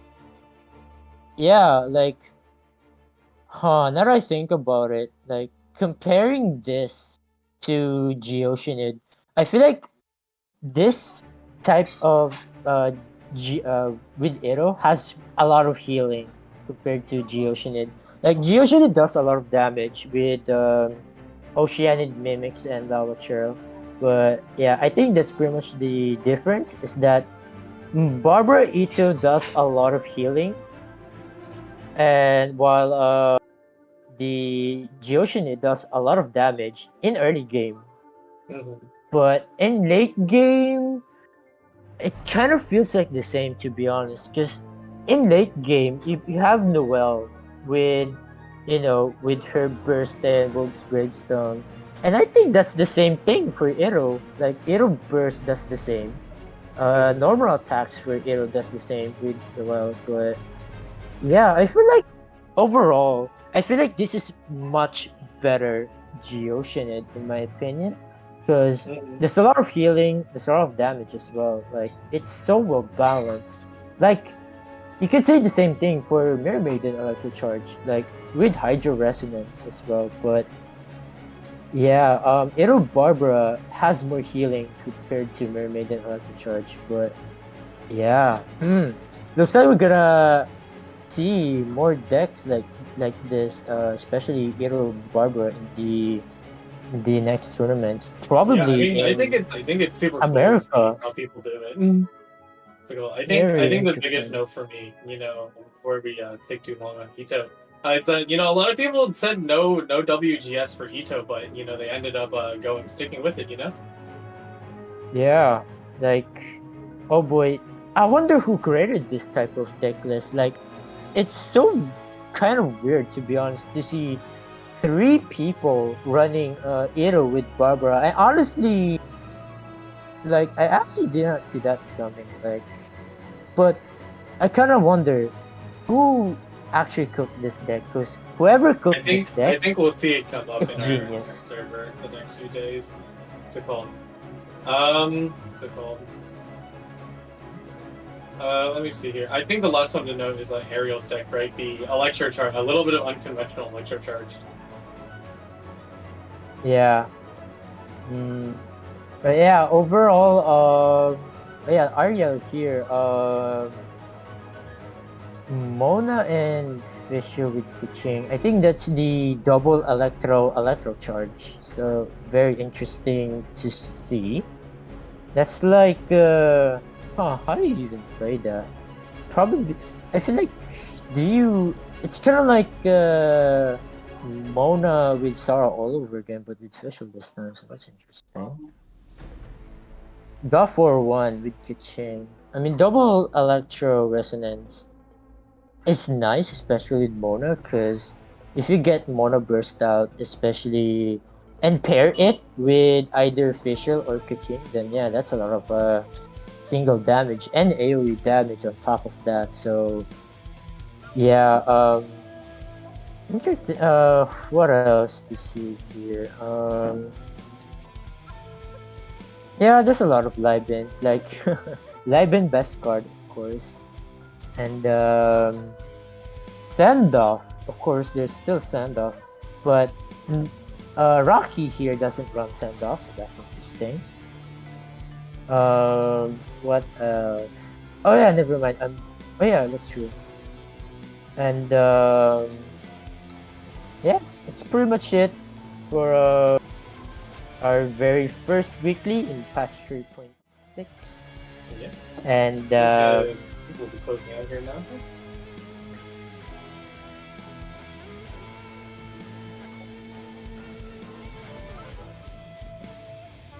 You there, Ark? Alright, so this tournament is a joint project between our primary partner QQM, Catching Mains in short, yeah, but your one-stop shop for all your Genshin character needs. And yeah. Yeah, KQM is a great place for anything you need Genshin related. I know I'll be using their guides for learning how to play the characters. I used it on how to learn how to build Technari because I didn't know what I was doing at all. Yeah. But outside of that, if you'd like to, if you'd like to join tournaments or just like to join what we do, we you can find us at discord.gg/GITCG, and tomorrow is going to be the America tournament. If we take a quick look at our schedule for this, this is fresh. Overall, or the patch, not the patch, but the tournament schedule for this patch. The only unique for this patch is that we're taking a break week in the week 5, which is the week before the majors. So yeah, because last patch we have the last chance to qualify for majors, right? Kind of. It was a normal Swiss round, but it was also treated as like hey, you better. This is your last chance to qualify, or you don't make it. Yeah, and because of that, there's a lot of people who definitely qualified. Thanks for that. But right now, we're toning down that a little bit, and we're definitely taking a break before the majors. And week who 5, knows? We might post something else besides outside GITCG. We might host some fun games, I guess. And during that break week, like take a break from GITCG and have fun with other games as well. Week 5, we might run kind of a nonsensical event, something, but probably not prizes. It's mostly for kind of give the major players a break so they don't burn out, because majors is very tough. Mm-hmm. I'm sure you can relate, Mark.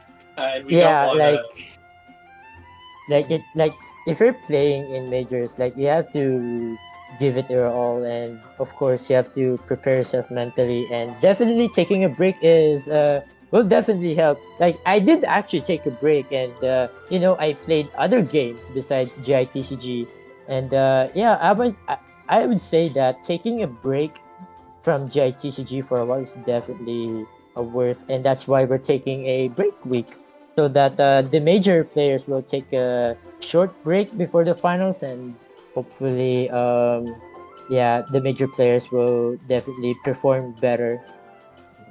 Yeah, so definitely just make sure know that week 5, which is usually when the live stream happens for Genshin Impact.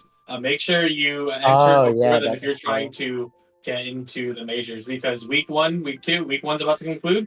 Week 2 is coming next week, and tomorrow is or well, not tomorrow actually. Is I don't know. Time zones are weird, man. But America is on the 16th, so be there or be square. I know us, we will be there, right? Yeah, look forward to the America tournament next, which is happening pretty soon, because I'll be playing there as well. Unfortunately, I think I'm not be able to screen share it, or probably even stream it, but I will record it because I'll be using my mobile phone this time, because it's 4 a.m. Like it's 4 a.m. my it's time, 4 and a.m. like dog. It's fine. yeah, I have to play it on my phone while on bed, I guess. But yeah, You're gonna Looking be in forward to bed it. and then just like playing on your phone. Yeah, and imagine that happens while fighting Ting or SI or Ain't no other. way.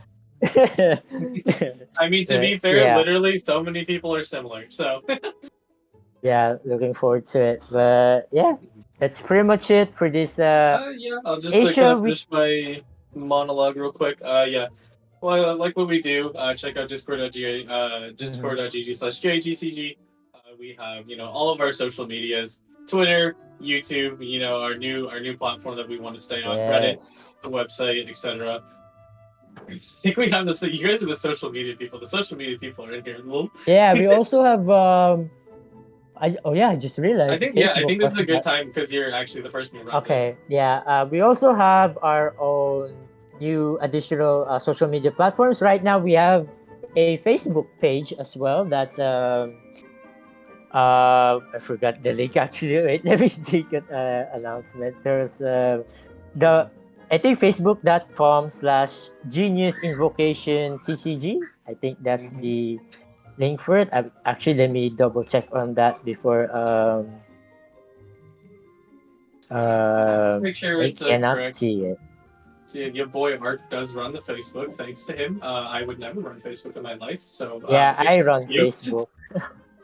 I So will if you never touch guys Facebook. I see refuse. me post in the GITCG on Facebook, that's pretty much me. So yeah, actually I cannot see the announcement. Oh my goodness. Oh no. Um, I'm lost. Hold on. Outside of that, while you're looking for that, though, we also do post on Hoyolam, and looks like a turtle dropping the link. There you go. Here, I'll go ahead and read it off though. It is Facebook Okay, I see it. slash Yeah, Genius Invocation TCG, so just the good old naming conventions. And then for Hoyolab, Hoyolab is different, so yeah. For Hoylab, we'll post it.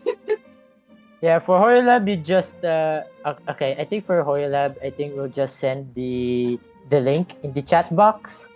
But yeah, for Facebook, I finally found it. It's www.facebook.com/genius invocation tcg. There you go. And yes, I'm handling that one. So please do follow and leave a like on that page because that would pretty much help a lot. And also, don't forget to like the post and share it to your friends as well. That would be much appreciated. Yep.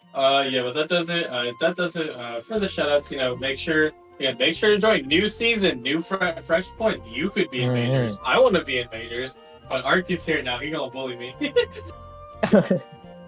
But yeah, now that I'll be playing in the America and like it's like living completely in Asia. It's like it's time for me to give other spot or time to give my spot to other players to to shine in the majors this time in Asia. I'm rooting for Doc to qualify and get the grand champion again. I not grand champion, but get into grand finals again. Hmm. But yeah, hopefully we get to see other players, Brewer again as well.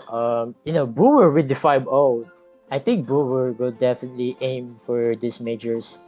I think because last patch, I think Brewer did not excel well in the last patch Yeah, because it I was think MMAC hell. yeah, I But I think think Brewer. what happens in this patch will to be seen, right? But I think Yeah, we'll close out here.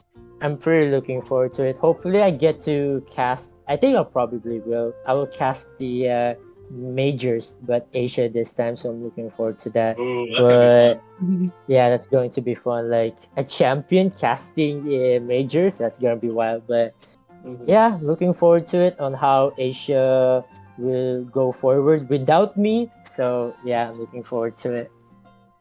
Alright, yeah, but I think that's gonna do it for us. Thank you to Turtle for hosting today, as well as all the tournament staff who were in. I believe it was Lei, Durapichu, and one more. I think it was. I need to now I need to check the log. Who was on today? Monty. Yep. So Hanti, Lei, and Jarakichi, thank you for running the tournament today for us. And yeah, I think that's gonna do it for us. I'm Kojo, and And it's your boy Ark, and we're gonna see you next time. see you tomorrow. Bye bye.